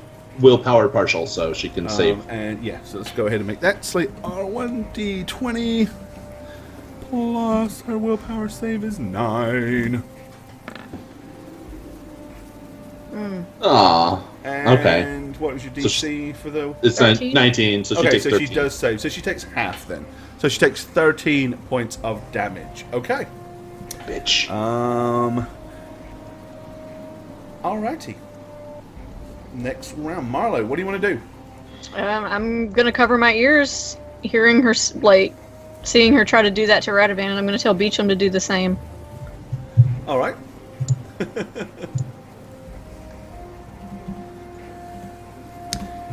So you do that, and then Beecham's like... and does the same thing. Kia. Yeah. So you still have now you have a water elemental. It can stay like that, or it can turn back into its elemental form. Of course, it's not in water anymore; it's on ice. Right. So I'm gonna have it turn back to its regular form, and yeah. It can I'm hit her going from to. there if that's what you want, I would love to because it has destroy. plenty of reach with its size. All right, let the water elemental do its worst or best, whichever you want to look at it. All right. So it does. And I think we could pretty much confirm that this is in fact combat. So 2 slams is plus 17 melee. So first slam. go for it, slam boy. Plus 17. Is a solid hit. Second hit. plus 17. That's Yikes. a miss. So Okay, so the it's first once. mighty fist of the water elemental strikes this shimmering, ice-like maiden. How much damage are you going to deliver? 2d10 plus 7. Let it have it. Damn, 2d10. Good. Except for the 1, but... But you also rolled a 9. So. 17. Okay. You smash into the creature. She is noticeably harmed and damaged as the huge, watery fist crashes into her. She seems somewhat inherently diminished, as you're not entirely sure if the water that suddenly splashes across the ice was kind of like her version of blood or bits of elemental fist shattering everywhere. But literally there's like a humongous blast of water that goes everywhere. Beecham is going la la la la la la la la la la la la la as much as he possibly can. Radovan. This is not gonna fly, but I don't want to go on the ice and try to hit it with my weapon. So I'm gonna cast hold. Is it a person? It is. I guess it's a person. I don't know what the fuck's going on, so I'm trying to cast hold person on it. Has no effect. I'm sorry, but it was a good idea. Yeah. I figured as Marlo. much. No doing anything? La, la, la, la. I'm actually Are you- over here really pissed off that there's nothing that I feel like I can do against something like this. Because I can't get close enough to her because of the damn ice, so I'm gonna hold my action. Okay. Kia. Hi, I'm going to cast Chain Lightning on her. Alrighty. Doop, doop, doop, doop, doop. You gonna move at all, or are you gonna try to shoot I'm straight to the gonna- elemental? I'm gonna destroy my elemental. Just kidding, though. Oh, It's a Well, big how's fucker. yeah. It's a big dude. It's, Oh, it's I'm flying. kind right of hard to not hit the elemental when you're I'm shooting something flying. directly on the other side of it. now. I'm 20 feet in the air, so I think that's all right. Okay, if you're staying at 20 feet, then yeah. Okay, that's fair. That's a fair call. 58 points of electrical God. damage. That was a really good roll. All right, yeah, she is like with a loud. Ah! She literally just like goes and explodes and shatters as the lightning blasts her to pieces. Here, Take the she cotton out of is my ears. whatever you could use to describe her.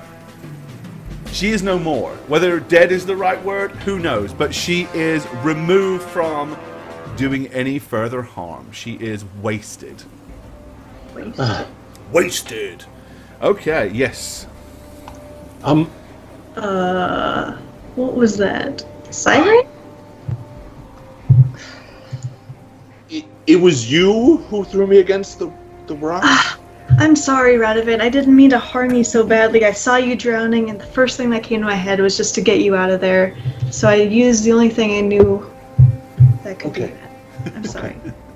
We're I going would to take never blame you. a very short second break at this point. Yeah, your elemental is still there. The whatever it was is no more. What do you guys want to do now? So I'm just gonna, after Kia basically says it was me, I'm just gonna give her this look, and then look at where she was and see like, what was that? Was it a fake creature? I mean, because it was, The creature? it or it looked like Can an I elf, do a- but I don't want my racism to come out again. Can I do a knowledge arcana? DC 25. Okay. I'm gonna do a knowledge arcana. I mean, Might as well. nah, I'm not. I don't know what it is. That's why I'm asking. Oh, No, shit. it's I don't nothing know what either it of you is can either. really think of. From what I can gather, It's nothing you've ever encountered or heard of before. some spirit who does not want us to get through that waterfall. So get your elemental to make a hole. Right. Elemental. Punch. All right, so you want the elemental to smash it. Okay, give it a couple of slams. Roll the damage. Alrighty. 1d20. Oh, do you want me to roll for it or just do the damage? You don't have to hit. You just roll the damage. Okay. Yeah, he's not gonna. The elemental's not gonna miss a massive 30 So foot it's like- wall in front of it. It's like 4d10 plus a lot, right? Because 2d10 I'll per do attack. 40, 10 plus 14 then. Yeah, roll the total damage. Elemental smash. 34. Alright, 34 points of damage as the elemental and smashes through the ice area that was weakest. So there is now actually a hole right there, pretty much large enough for a medium-sized individual to climb through. Like the surface of the surface of the water itself that was there is gone. Mm-hmm. So it's probably just rock behind it. Interesting. So I'm gonna again look at this weapon. Okay. Now that I'm on again, dry it's land. an axe that was. Again? Yeah, it's an axe that looks like it was. It's like embedded in the rock or in the not in the water, just on the edge of the frozen river at an angle. It's embedded into it. So I'm gonna try to chip away with it with my weapon, just like. Yeah, you can get it out. Does it look special, or is it just like a regular axe? +2. I would say you've seen enough to know that it is of dwarven origin. So I'm actually gonna take it and just kind of shrug at everyone and say, "Look, maybe it belonged to someone who lived in the city who might want to know what happened to their whatever." Renan? I don't know. Alright. So Since you're I gonna can take the fly, dwarven axe? I'm gonna take the dwarven axe. Okay. Yeah. I'm gonna fly over the ice just to check out the hole before anybody walks on it. Okay, go ahead, put yourself where you want to be. Alright. I'm gonna just get over here, peer through. Okay, get your element to move.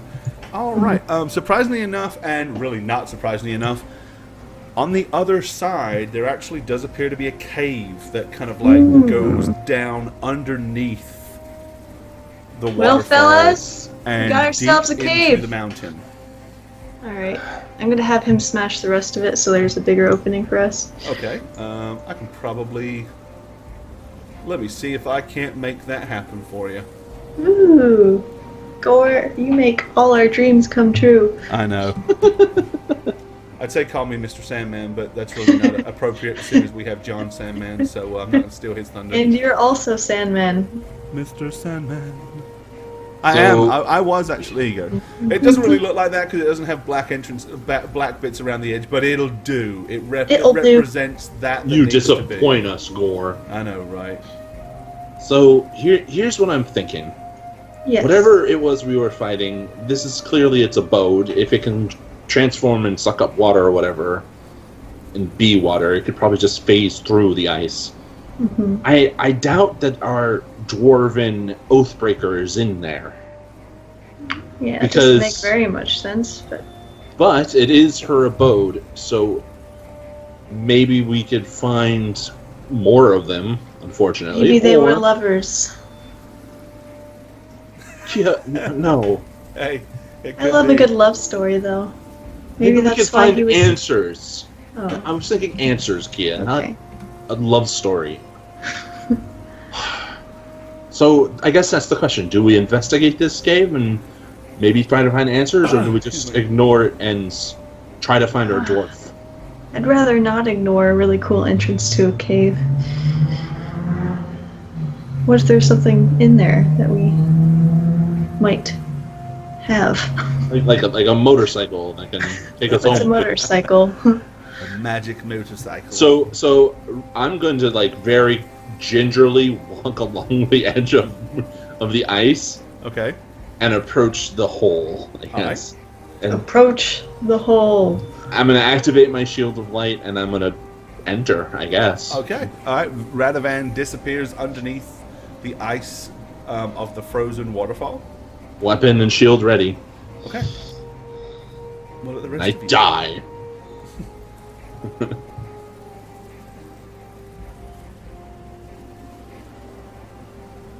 Radovan, following. you see what appears to be a long, icy corridor. Okay, Kia, you follow. Okay. Beecham shrugs his shoulder and looks at Marlowe and he says, I suppose we go in? I guess. And then he disappears behind. Okay. Guess I'll go in after him. All right. Okay. You got a blanket wrapped around you. Yeah, she's still probably freezing to death. She's a Right. monk. She's trained. She's trained. She'll be fine. She's trained to die in the frost. All right, let me move Just gonna this grab to a water real quick. where it needs to be first. Here we go. Alrighty, Kia's going to grab waters. Okay, this is a map where I have used dynamic lighting. So, let me go ahead and tag Radovan with his lighting effect. 1 second, so all players see light. And it is 180. There you go. So, Cool. this is basically what our heroes are seeing. Like, that's what Radovan sees on his screen. So, guys, make sure you turn off the stream if you're watching it. Not you viewers. Got it. Kia, with that light, basically her elven eyesight allows her to see a lot more. Marlowe basically is seeing because of what Radovan does, and Beecham is seeing Nafal because I forgot to give him any lighting whatsoever. But you know what? He doesn't actually need any, does he? But there we go. Here, have some, Beecham. All right. Okay, yeah, so make sure you guys, as players, are looking at chat, but not the stream. Okay, so yeah. It's about a 10-foot wide and about a 10-foot tall, almost circular, icy chasm. It is frozen to the left and the right, all the way around, so it's kind of a little slippery on the feet. Not so much that you'd fall over just by stepping, but you wouldn't want to suddenly start running. You know, you'd slip and slide pretty quickly. From where you are up ahead, you can see it kind of opens up, kind of like emerged out of the ice itself. You can see what appears to be some kind of broken cart with fairly small wheels. So this isn't like a wagon. Weird. This would be more like a pull cart. And I think from where you are, Kia, you can probably also see some old barrels and chests like emerging out of the snowy, icy cave entrance bed as well. Radovan Marlowe, maybe since she was a charmer, she wanted company and charmed him to just live here. Classic love story. Still with the love story. Look, Kia, we're like 3 or so hours away from a keep. Look at that wagon. This is clearly an abandoned dwarf mine that the people of the keep, back when it was occupied, utilized for whatever reason. This creature either took this as her home or is guarding something, so there might be more inside, like your significant, your lover or lover, if you want to go there. Could be where the dwarven cache is. Okay, Beecham looks at you and his eyes light up and he goes, geographically it's not where I thought it was supposed to be, but it could be. Who knows? Or perhaps, as Lady Kia said, seeing as the runesmith did say to follow the river, and we followed the river and found this place, maybe he came in here. Maybe he was after whatever's inside here. But she had to have her elemental smash an opening. That would take a long time to solidify, wouldn't it? Well, if you remember, when I gave you the description, I said that there was an area at the front that looked like it had recently been broken and had refrozen over. Right. Was a lot. So that's thinner. what I'm talking about, that part. Like how I'm trying to think how long it would take for that to refreeze without any. Give me a survival check. To get another Natural 20. 20. If he was living in here and that thing was guarding it, you wouldn't think he had some sort of alliance with it. You could just ask it to refreeze it. Yeah, it's as cold as it is. Bearing in mind that outside that it was that water creature hurling water around, maybe you could have frozen up in a day easy enough. Who knows? That's true. I mean, I can cast a lot of water within a second. So. Okay, let's go find this guy. I'm sure he knows we're here because of the loud ruckus we made. Beecham draws his rapier Sure. and brings up the rear. Brings up the rear. Let's go. Jesus, I can't see anything. Okay. If Radovan gets too far ahead of you, you probably can't. Well, I mean, So- like, I'm standing in darkness right now. Oh no. Hang on, let me Well, see. Where? Don't you have your Hang on. stone thing? Yeah, take out your stone. Yeah, she can see the light ahead of her. So yeah, you have your stone thing if you want to get that out.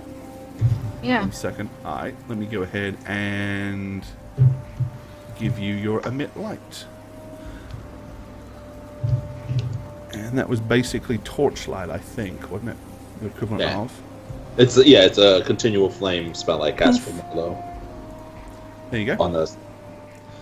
And Marlowe should now be able to see that much. Yeah. So I'm gonna go over here and start looking through the boxes and broken stuff I see. All right. Okay. It looks like so. Even though that they are embedded in the ice, so clearly they've been here a while. Most of the containers are more or less intact.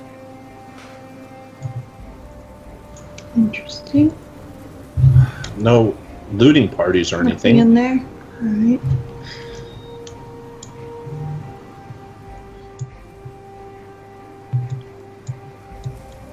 My roll 20 is going really slowly. It's like Yeah, mine laggy. is too.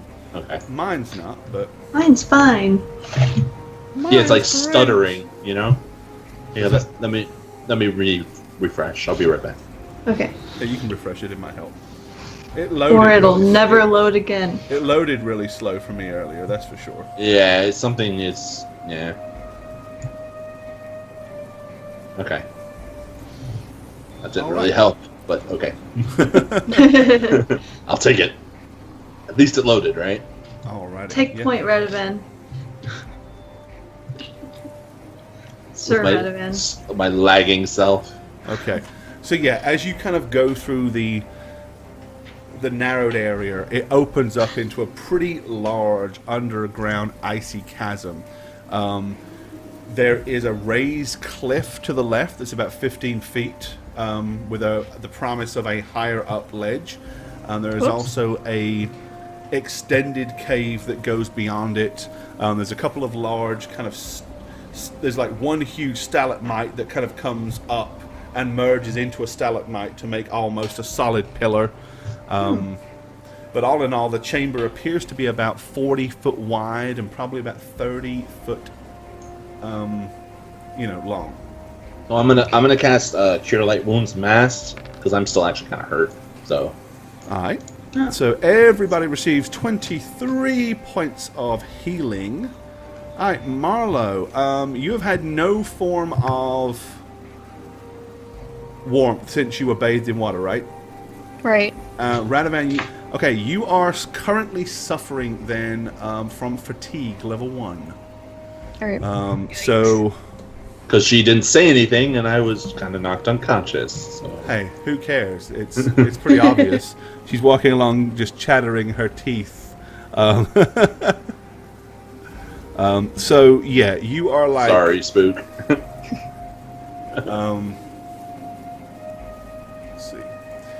So basically, temporarily at least, you have a -2 strength and dexterity. And you are in danger of basically becoming exhausted.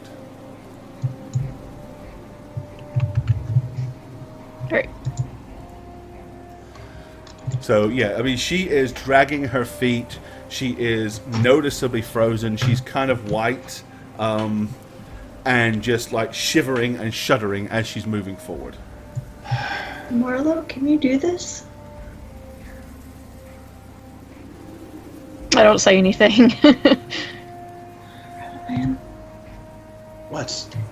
you know what to do. Look at her. I'm just gonna look at Marlo. I'm kind of like Yeah, I mean, it's cross my arms. it's pretty obvious that she is. I mean, you can see that she's soaked. All of the furs are like draped and hanging down, and they've refrozen. So she's the outside of her furs are kind of like matted ice right now. Her hair is iced over. She's got icicles hanging off the tips of her nose, unless she's like... And then, in that case, she's got cuts on her forearm. You know how it is, especially with frozen boogers. I can cut you. Don't be careful. But yeah, she obviously is seriously under the effects of, potentially she could catch frostbite or worse at this point. Mm-hmm. So, you're not going to say anything, Marlo? It's probably About what? Look at yourself. Yeah. You're just going to continue walking like this? A popsicle?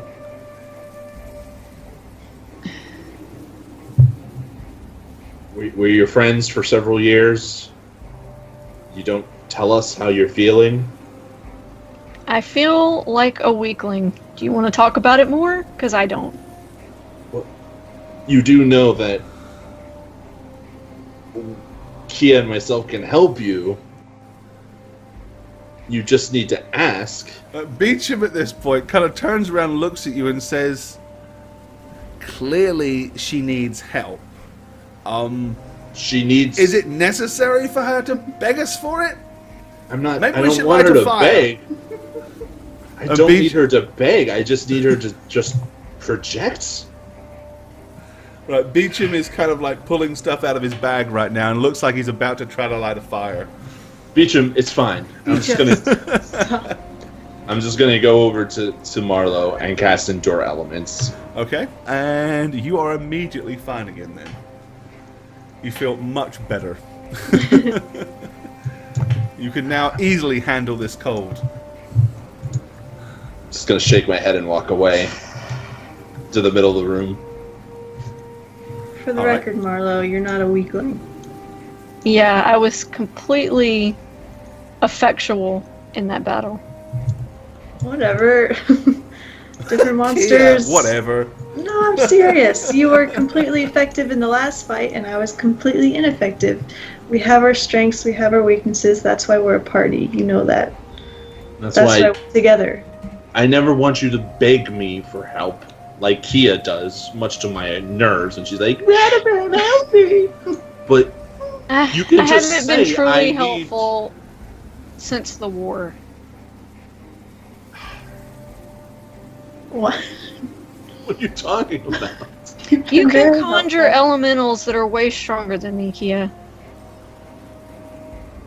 Yeah, but they die pretty fast. Didn't you? And they're not smart. Didn't you break that cleric's neck after knocking him out in like 3 hits? Didn't you kill a bunch of Yetis when we were in that cave saving that Skane guy? Mm-hmm. Don't forget where you do well. Don't linger on your failures, or else you'll never be good enough. That's not gonna help me What will help you? being stronger. Well, there are many ways to be stronger. It's not all physical. Yeah, well, those other ways aren't gonna help me back home. They'll help us out here. Things we've been fighting. Seems like we need to have a little tactics and strategy. I mean, what you did with that mechanical bastard in that cave was great. I've already said that. I didn't think of that, and that helped us. Although it did almost crush me, too. I got a sense you ladies just wanted to kill me. Throwing me against walls, crushing me underneath constructs. Sir, Radovan, I would never want to kill you. Sensing a theme starting here with Crushing Radavans to death. I'm gonna chuckle and shake my head as we continue on. All right. Okay, so as you kind of like go along this part, you're aware that there is, again, about a 15-foot wall to the right as it opens up a lot higher. But then you're very aware that there is another level above you, like a ledge that's like overlooking as you guys are walking along. I'm curious. I'm still in flight mode, so I'm just gonna go whoop. Okay. So, So Kia, yeah, you can see what what's you up can there. see. Okay. Which basically for a Kia looks like that. Just So more that's what Jade is cave. seeing. Kia, why don't you send Cal, make him invisible, scout out a location or direction.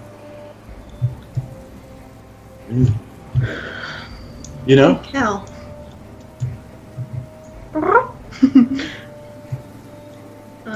Cal, do you mind being invisible for a while? Suits me. Alright. If you If can I'm scout invisible, ahead. I can't be killed. Oh, I have to scout ahead to get invisibility. Of do I? course. There's always a Fine. trade-off. Alright, I'll send him on his way, his merry way. Okay. All right. Give me a spot check for Cal. Sure thing. Which way is he going? The way we've been walking, or? Yeah. All right. So yeah, Cal kind of like flies ahead down the corridor.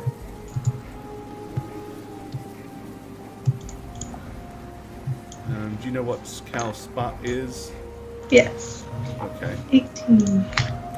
Alrighty. What is Cal's armor class? It Just so I know. is. AC is I need 16. I need to put a Cal on the map. Don't I? 16. We have a cow. Why aren't Wow, we that's getting? pretty high for a cat. Why doesn't he get? He's a familiar, right? Yeah, Yes. for some Pseudo reason he's thing. not. When I pull him on the map, he. Oh, there he is. Okay, There he He's is. huge! Ah! it's that roll 20 being War slow again thing. flashbacks, everybody. Right there you go. Okay. Brackus! All right. So the invisible cow goes flying down, and almost immediately comes flying back. Okay, what's up, Cal? Okay. He says to you. He says, "There's things up there, Kia.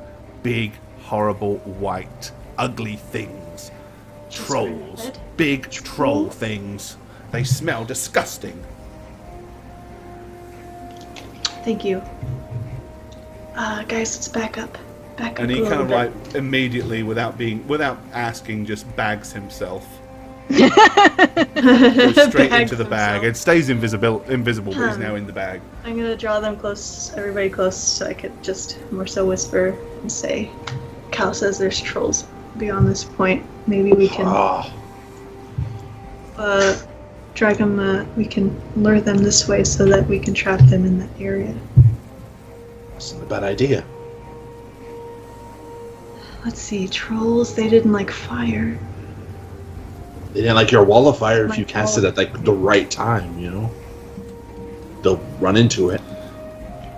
Beecham, keep your arms crossed.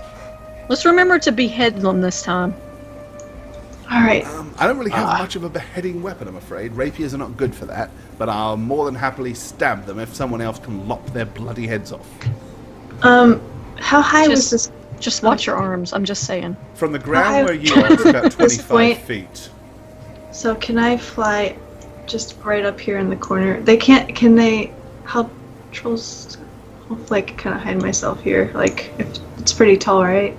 Yeah, that's Like 15. if someone That's like was a just- 15 foot. It's like a 15-foot little cliff that goes up to a ledge. Yeah. Okay. I'll probably make myself invisible too. Okay, so you're going to cast invisibility as well. Alright, so make sure you cast that on you and Cal. So make sure you keep track of your spell slots. Okay. Alrighty. So you are invisible. Alright, Marlo, you're hiding behind. It looks like you're hiding behind that stalactite pillar. Okay, Beecham kind of like glances around, and then he kind of runs over here and crouches down as small as he can in this back corner.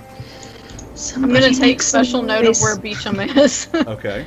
I'm really afraid he's gonna get his arms pulled off at this point. It's what happens to your NPCs when you fight trolls, right? What about Radovan? I'm gonna hang out right here and just try to listen.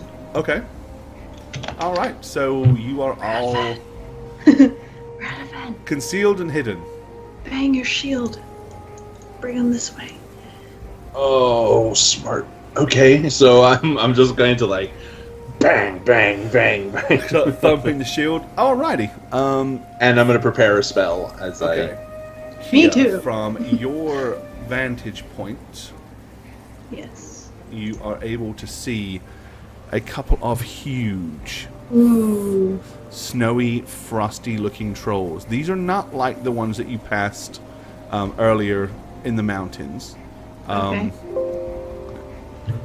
There, okay. They are also not like ones you've seen before. They are like covered from head to foot in like a thick layer of fur. Not to the extent that they're yetis, but they have very definitive troll-like features, and each one of them is carrying, a makeshift club as they're cautiously coming down the corridor way, sniffing. They're about 10 feet tall, so it wouldn't be much of a thing for them to kind of like reach up and pull themselves up on the ledge, but they're definitely below you at this point, and they don't seem to be paying much attention to anything above them. Once they're here this far, let me know. Okay. Right, so they continue to come forward, and they're sniffing the air as they do so. Okay. By the time they get about there, the one at the front, he's like... And then, anyone speak Trollish? No. Okay. You kind of hear him look, he looks at the other one and says... Intumba. And then very slowly they begin to creep along the edge of the wall. Okay. That's when I would like to... I'm going to move the way they're facing so that they're actually not looking in your direction, because they're actually not. And let me scroll that along so chat can see it more clearly.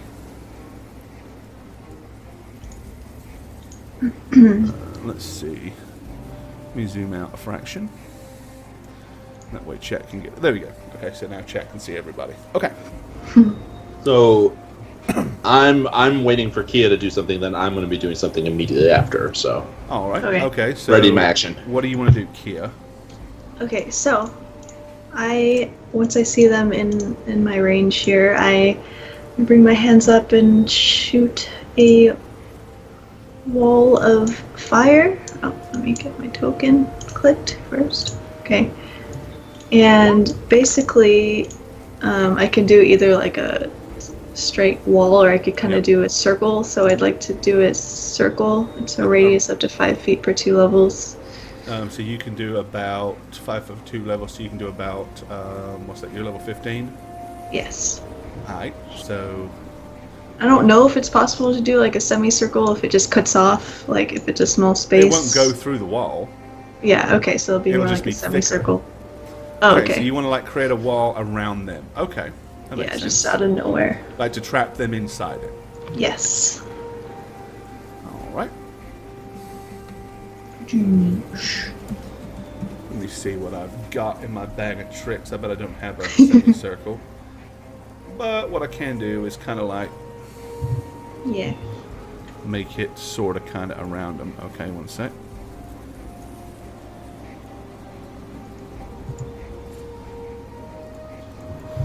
It won't be exactly a semicircle, but you'll get the gist.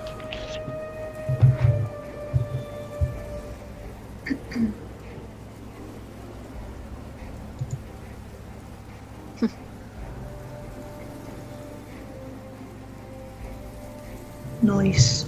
Okay. All right. So you suddenly encompass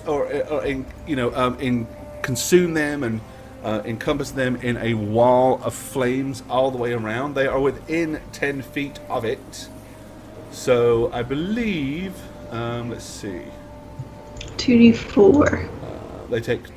They take damage just for being that close to it. Hey. And Ranavan, you can have that too. Oh. Because you're within 10 feet of the wall when it Takes appears. 7 damage. So you have taken nothing but damage this round from Kia. Kia spells. Okay. God, I'm gonna kill you Right, someday. immediately they hurl themselves and throw themselves back against the edge of the wall in like a surprise, shock, and horror. These are like 20 foot high walls. Yep. So they reach almost to the ceiling. All right. I guess you guys can throw some initiative dice if you wish. The second she does that, I would use my hold action to cast Righteous Might on myself, just Okay. to go larger, basically. All right. That would be like what I was waiting for. That puts you about the same size as them. All right, Marlowe with a 19. Kia should go back to chaotic neutral Kia 14. for all of this. Oh, not Kia, Rado, sorry. Yeah. I actually rolled okay for that. Okay, Kia, give me initiative. I thought I did. Oh, didn't work. I don't see one for you, my dear. There it goes. There you go. All right, let's roll a Beecham. Be jump. Be jump. Is Okay. I'll never cheer again. That didn't work. Alrighty. And my trolls. They are going on. Okay. Wow. They're really bad. So, alright. Marlowe. So suddenly the room is illuminated brightly as a wall of flame appears around them. Obviously, you can peer out the side and see that. So, what would you like to do? I guess I'll take a step out and then just stand there because there's a bunch of fire and Right? You could run through the fire. I'll stand over here and be completely ineffectual again. Just Oh, ruining poor Marlowe's Marlowe. day. Alrighty. Radovan. I am going to step back as well, but show myself next to Marlowe. And I'm going to shout, Kia, can you let part of it down so we can engage them? Is that possible? Anywhere near it, we're gonna get hurt. Just wait till they run through it and take some damage. It might not. You don't think so? But I'm going to shine my light into them as I say all this. Okay. It's fire, so it probably doesn't make much of a difference, but Okay. I'm ready. Kia, your turn. I'll say the more they're in there, the more damage they take. That's true. So we just stand here and wait for them to die? Yeah, For a Beecham sec. is like, I agree. Let them stay in there and cook to death. Seems a lot safer to me. Let's just see what they do. Hold your action. Beecham is going to kind of move up to behind here. Alrighty. The trolls are going to take damage again this turn because they have not the balls to try to get through it. So roll the damage. Have not the balls. They have not the balls to do this. No, there's 7. Okay, how much did I take the first time? 7. So that's 14 total. Okay. So I know what I know what I'm gonna say. Next turn. Marlowe. Just gonna stand there and watch. Hold your action. Rado? I'm gonna say, Marlowe, use your ram ring. Try to push them into the fire. Use the force. Use the force, Marlowe. Use the force, Marlowe. Is it really gonna do that much more damage if I push them out of the circle? Push them into the thing. I don't know. Just do it. They might wait down the clock, you know. And Says the mighty Radovan. Or the giant Alright, Radovan. I'll take a step up and I'll use 3 Alright, charges of the ring. you want to slam the first one? Okay. So it does 3d6 damage. Right.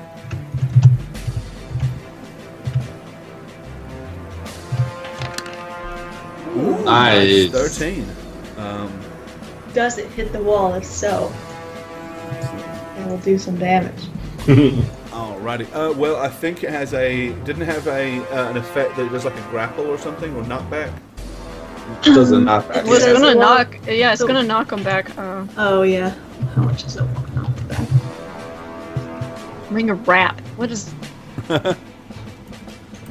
Ring of the Ram. Let's see. So the Ring of the Ram Bull Rush. gives you... Yeah, that's what I figured. Where did that go? It's Like- strength 25 and is large. Alright, yep. So it's a grapple check with a strength 25. So that'll be...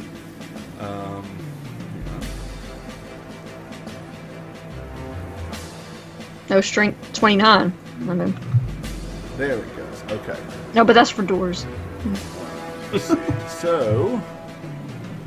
The ring of the ram also the power to open door. Yeah, that's for that. It does. It would be 27th with a strength 29 if you used all 3 charges. So single target.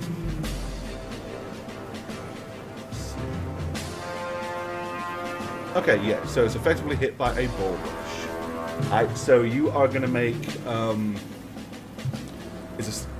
Pretty much you're going to hit it with the force of that. Which with that it would be.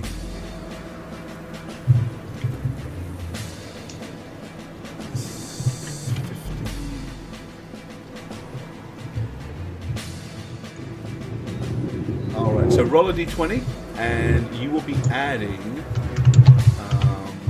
Let's see, hang on.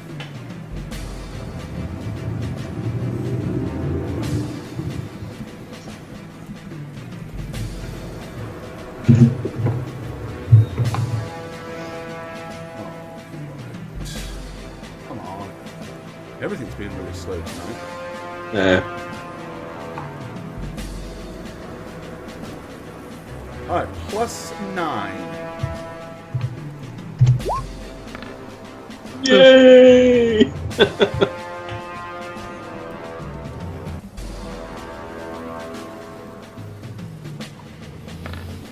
Yep, Ooh. okay. So you smash the spectral ram shape smashes into the thing, and you beat it by 5, so it's 10 feet. Okay, hurls it backwards, and it does hit the wall. What's the damage on Kia's wall spell if you touch the wall? It's 2d6 plus 2d6. 1 per caster level, so 2d6 plus 15. There you go. So roll it. Oh, For 21. 21 points of Are they bonus. undead, perchance? No. Dang it, Alright. that's double damage. So Would it knock the other one too, since it was standing behind it? it has a possibility of doing so, yes. Cool. Cool.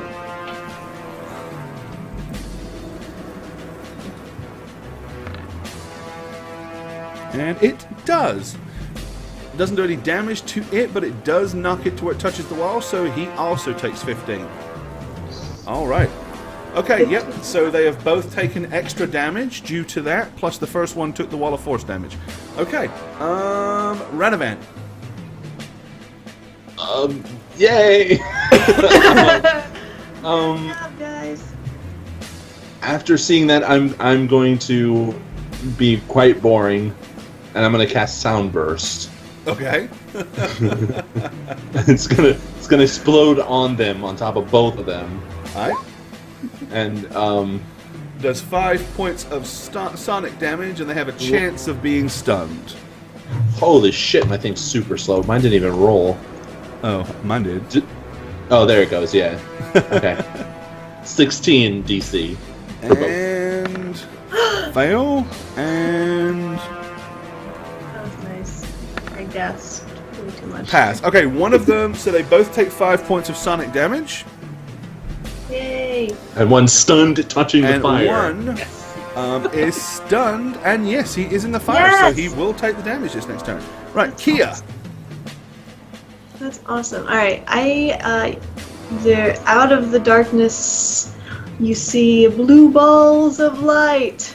Okay, yeah, you can Shooting see him clearly forth. from your vantage point. Which one are you hitting, or how are you hitting? I will hit, I guess, this one. The one at the back, okay. For 19, that troll is currently deceased, and he is in the fire, so he Currently is deceased. burning. Should To a give him crisp. some damage. You probably won't have to worry too much about him for a while. Alright. Okay. The trolls. This troll is going to leap forward out of it. He will take the damage. There you go. What do you want? Oh, well. And And Wow. please die. no, he's not dead, but he is seriously singed on fire and burning. As he appears right there. Beecham is not going to react. He is going to hold his action temporarily. So Marlo, you're up. You have a burning troll in front of you. Boing. All He's right. not burning to the Burning point where you troll. can't hit him without Is he actually like, catching fire. So I'm gonna take a step forward and flurry of Flurry of blows. blows. There's a fairly good shot, I think, that this troll is going down this turn.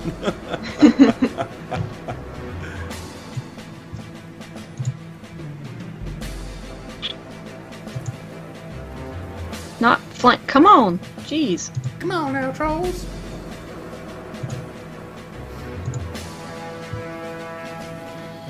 Shit. You know what I forgot to do? What did you forget to do? I forgot to adjust accordingly to the style that I'm in. Oh Submit. It's Fury just of the damage. blows. There we go. Slow roll 20. You hadn't rolled on my... There it goes. The first 3 are solid hits. So that's 17, 23 points of damage. You crushing blow one after the other and bring the troll crashing to your knees. It is laying there on So- the ground in front of you. So I'm gonna shout, Chia, lower the firewall. I immediately And all lower. kinds of viruses immediately get in. Nerd. Sorry. I delete the firewall. All And right. I'm gonna run through the when the second it goes down, I'm moving forward, and Okay. this is kind of uncharacteristic. But I'm gonna be going, "Ah! There could be more," and I don't want to like waste my righteous might. Radavan! Okay. Chop its So head off, I'm- idiot! Right, yeah, Well- Marlo. So yeah, Beecham comes up next to this one and says, anyone got an axe?" Hey, you got Well, next, Radavan. Radavan did, but I'm gonna proceed to stomp the ever-living fuck out of this troll's So head. crush his neck and gonna stamp on his neck Oh my God. until it comes off from its body. Basically, yeah. Okay, you can Who's do a that. weakling now? It's kind of disgusting and gross and overly violent, but yeah, it works. So I'm Seeing you I'm- do that, Beecham is like, ugh, and like kind of wanders over it and looks at this one all crispy and burnt. So I'm continuing to press forward. Okay. Of Okay. course. He's the one with the Marlo. axe, so of course. Marlo, this one too. I'm not Okay. gonna watch though. All right, so you're gonna basically you're gonna behead them in a very grotesque Brutish. fashion. Then, Very violent and unnecessary, yeah. yep. An axe would have been so much neater and tinier. How disgusting. Alrighty. Yep. So Job, guys. you You're have very- removed the heads of the ice trolls. Okay. Radovan is still moving. He didn't stop like to wait I'm for the. flying after you, I guess. Do you want 'cause another armless NPC, Radavan? Because that's how we get armless NPCs. I'm not listening. I'm Of course he's not. I'm using my What's movements wrong to with like. you? Okay. So you are just like tearing through the ice passages. I'm making noise too to see if anything else like approaches me or Okay. hears So you're me. like trying to lure anything else out. Like Yep. ah. Okay. banging God. my shield because I'm a giant. I have righteous might on. It only lasts like Oh. minutes. I don't want it to be He's trying wasted. to, so you're trying to find fights if they're there to have, and you want them now. I gotcha. Okay. That's Keep running. All right. I'm looking down here, but I'm being very cautious in case I need to Let's see. GTFO. Okay, yeah. I mean, you can't see very far down here because your illumination is nowhere near as bright. So, if you wish to continue to proceed down that way by yourself, you sure can. You can hear the others Don't do it. moving away off in the north. They are all bellowing after Radovan, so I doubt that they're even aware that you're not necessarily behind them. Crying out loud. I'm gonna, despite what I want to do, I'm gonna turn around and follow them. And haul ass to Girl. catch him up. Good girl. Yeah. come on, you trollish That assholes! +2 mace that you would have found back there. Radavan! So much testosterone right now. Right? I would have found an axe. Yeah, a Perfect. magical axe Beheading trolls. of troll beheading. Does this go to another part of the cave or is this outside? Sorry about. Where you are, let's see. Nope, that continues on. You can carry Wow. on that way. I just try not to put too much on one map when it's big so that it can stay a decent size. I'm gonna side of myself and start marking the way so we don't get fucking lost. Good idea. Oh my god, this is so laggy. I'm sorry, guys. Oh. That's a dead end. Yep, I'm gonna keep going. I have like 6 rounds left of this thing. I've All been right. counting. Oh You god, I'm continue almost on. done. In that case, give me a second and I'll move you onwards to more mappage.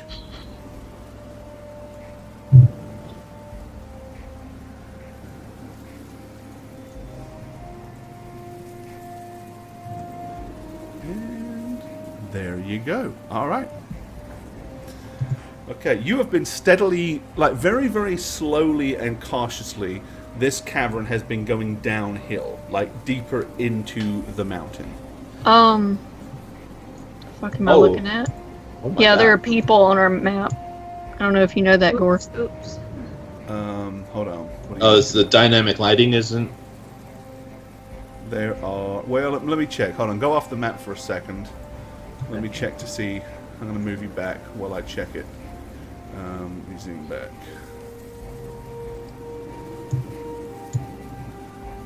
There are people on your map. Let me see. There wasn't mine, like in the corner, in the darkness. Oh, you shouldn't have been able to see in the darkness. Yeah, we saw the whole map. I'm afraid. I mean, The we whole didn't- map? Yeah, it we was can it see was the like whole map. not dynamic lighting wasn't on. Oh, hold on. That's going to suck. But it's the end of the stream anyway, so I can put it on next stream. Hey! Check that 1 second. Hold on. Dynamic lighting layer. Should be. It's all Yeah, there showing. were. Yeah, there were. You know how like when we go into a new map, and you haven't like activated where we can see, and it's just like all black. It was Right. like that, but instead of it being like my token over the black, it was like these 2 others that were in the corner. Oh, let me have a look. Hold on. Let me move Our to you. future. I think it has. enemies. I think it's just. I mean, I think Roll20 is so laggy. It just something's not going. You know. Yeah, it's working now. Wait, no. Well, we're on the other Never map. mind. Oh, hold on. Yeah, you guys are on the other map. For some reason, when I'm doing, it's not.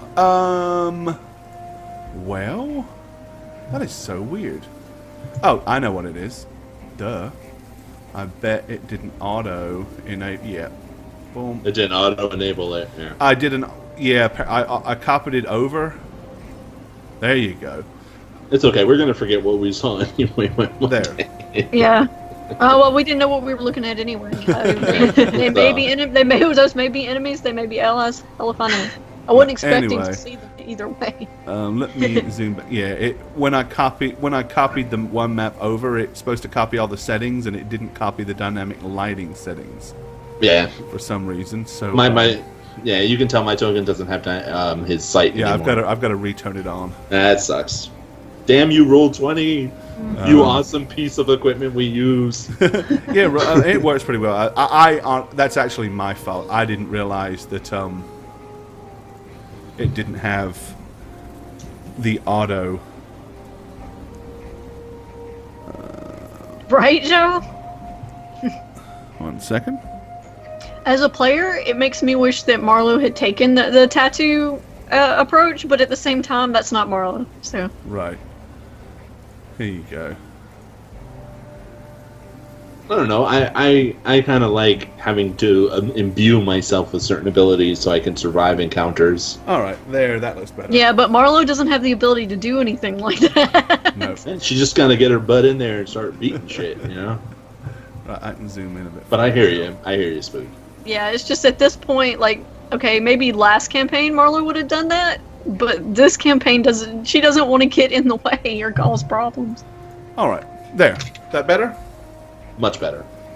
Okay, good deal.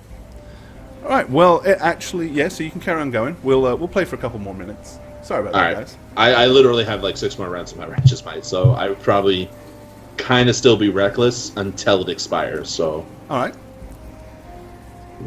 Ah, there we are. Alrighty. Yeah, so as it's continued to go down, it is now far enough underground where the frost has kind of given way more to natural cavern. It's no longer really frosty. It's more kind of dirty and rocky. Okay. So I honestly, upon seeing these kind of bones, There are bones littered Aren't you everywhere. around 60 feet? Should I get not 30? I'm You're being just going- reckless, but not that. I mean, I'm You're moving go- normal. Yeah, he's not like fleeing You're not down the dashing? corridors as Alright, fast as his alright. legs will carry him. You're just walking briskly. I'm taking Jerry, gigantic yeah, I know, lumbering man. It's my fault. I completely forgot to do that. I feel like copied you're over and going set more up the than 30 dynamic feet lighting, but per then I turn. forgot to go in and turn on the setting. I know, but You're I 45 feet per turn, maybe.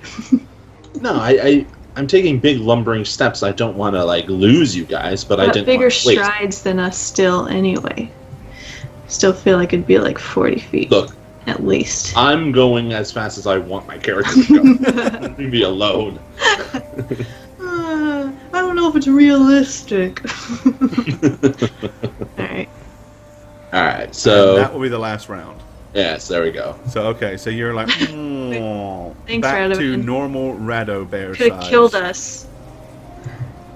Look, we know trolls travel in packs, right? I was just Yeah, we just did so expecting well more. with that strategy, and then you just ran on past without chopping their heads off, and you have the axe. So Marlo had to stomp their heads up. Yes, I think Marlo took care of that in quite a gruesome fashion.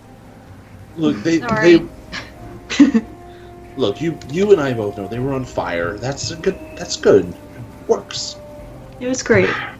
I did great. Yeah, because we don't need to be incredibly careful. Let's go. No, it would appear Last that time it worked out recklessness so well. is the order of the day today. You weren't in the last troll cave. Right, Kia. So basically, you're standing in water right there. Well, you're floating Oh. in water, floating above. This is only about 10 foot tall, so you're kind of hovering off the ground. I'm Okay. assuming still, but Yeah. so you're hovering over water. Is it deep water or shit like No, just a probably puddle? only. Yeah, more like a puddle. Alright, I'm gonna come. Oh, Uh, shit. What the? Oh is wait, that a- what is that? It's a guy. Is that a dwarf? He Is that a drags. dude? Drax. Hey Drax. All right. It doesn't appear to be moving. It's definitely about humanoid. It's a definitely humanoid shape, and it's standing there in the corridor, ominously looking at you. Statue? Over to the left is a colossal pile of bones.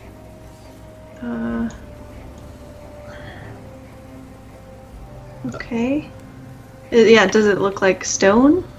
It's kind of hard to tell probably from this distance. I'll fly a little closer, like over here. I'm going to frequently check behind us, especially to make sure that, Beecham's not back here being dismembered or anything. No, he still has both arms, which is a bonus.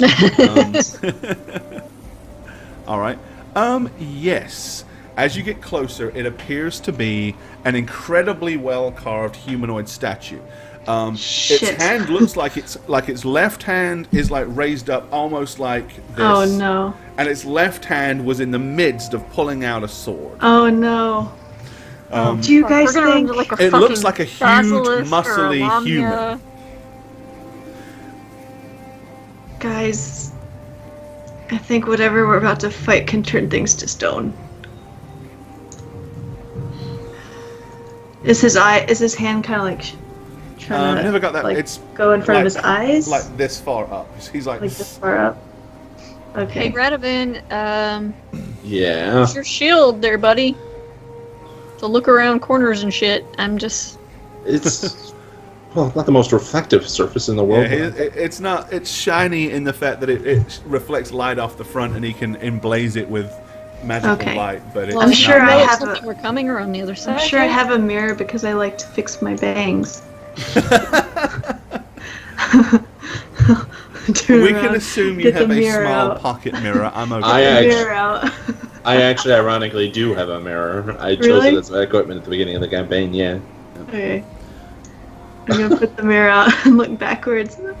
Anything that We'll I don't also see anything, I assume, guess. to be completely unrealistic, with all the thrown against the wall, crushed against things, smashed, That it's kicked, probably punched, destroyed. burnt, that your little flimsy mirrors haven't somehow been destroyed over all these years.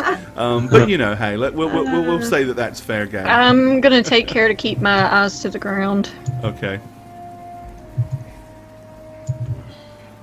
As you have it, Beecham is like, things that turn things to stone. Just don't look at whatever we're about to fight. I mean, maybe. I'm So gonna how do we put know what we're about to fight if we don't look at it? I'm gonna put a hand on Beecham's shoulder and just be like, just look at the ground and listen. He Yes. kind of like looks very reluctant.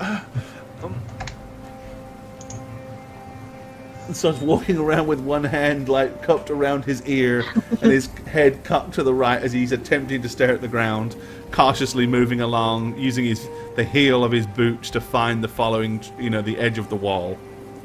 Yeah, I'm just gonna keep a hand on him as I walk. Okay. I'm hugging the right wall as Kia's on the left. All right. Wall hugger. So Weapon and hippie. shield ready. All right.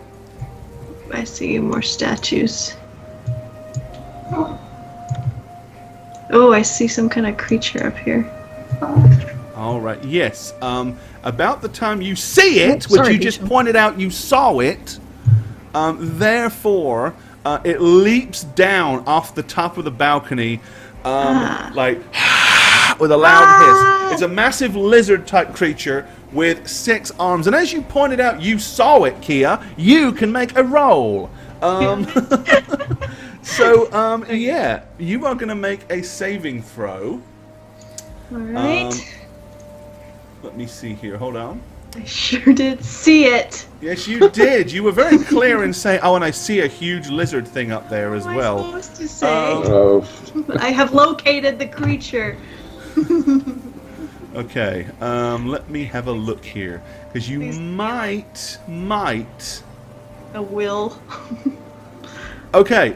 You are actually just outside of the range of it. It's a 30-foot range.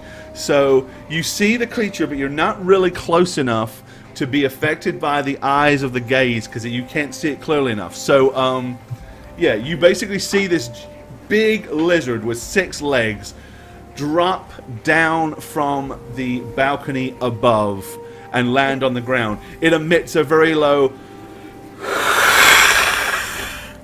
hiss as it turns its head to the left and the right, and somewhere deeper in the cave you hear numerous Oh no. different hisses in all different directions, echoing throughout the cave. And that is where we will leave it for tonight. Hi there, I'm Gorbad. Welcome to the Orc's Nest. I'm the Dungeon Master here on How We Roll, and if you'd like to follow me personally, you can do so on Twitter @Gorbad. Check out thedmblog.com for all things Dungeon Master and Dungeons & Dragons related. And of course, you can follow me on twitch.tv/Gorbad. Also, guys, don't forget to keep up with all things How We Roll. Follow us on Twitter @HowWeRoll. Check out the website www.howweroll.com, and make sure you follow us on YouTube as well. Cheers, guys. Shagget here. On How We Roll, I play Radovan Rainier, War Priest of St. Cuthbert, who just so happened to author a new academic book that's coming soon. It's titled Libido Rectification for the Required Propagation of Arconis' Depleted Men-at-Arms, or more affectionately titled Mandate Number 2 and You. You can follow me on Twitter @neb_convos for upcoming book excerpts, just to get the hype going, push up the sales. Thanks, guys. Hey guys, I'm the Dragon Spooker, and I play Marlo Rayfell, monk and resident badass for How We Roll. If you want to follow me on Twitter, you can do so using @DragonSpooker, or follow my Twitch channel, which I sometimes stream on, twitch.tv/TheDragonSpooker. Hi, thanks for watching another episode of How We Roll. I am Jane Ivana, and this is my lovely cat, Norman, who really doesn't want to be here right now. You can follow me on Twitter, @Jane on Twitch with a 0. Shh, don't tell him, he doesn't like birds. No. I stream occasionally on twitch.tv/Jane Ivana, so you can find me there. And I guess that's all we got. You got something to say? Nope. Peace, suckers. Bye.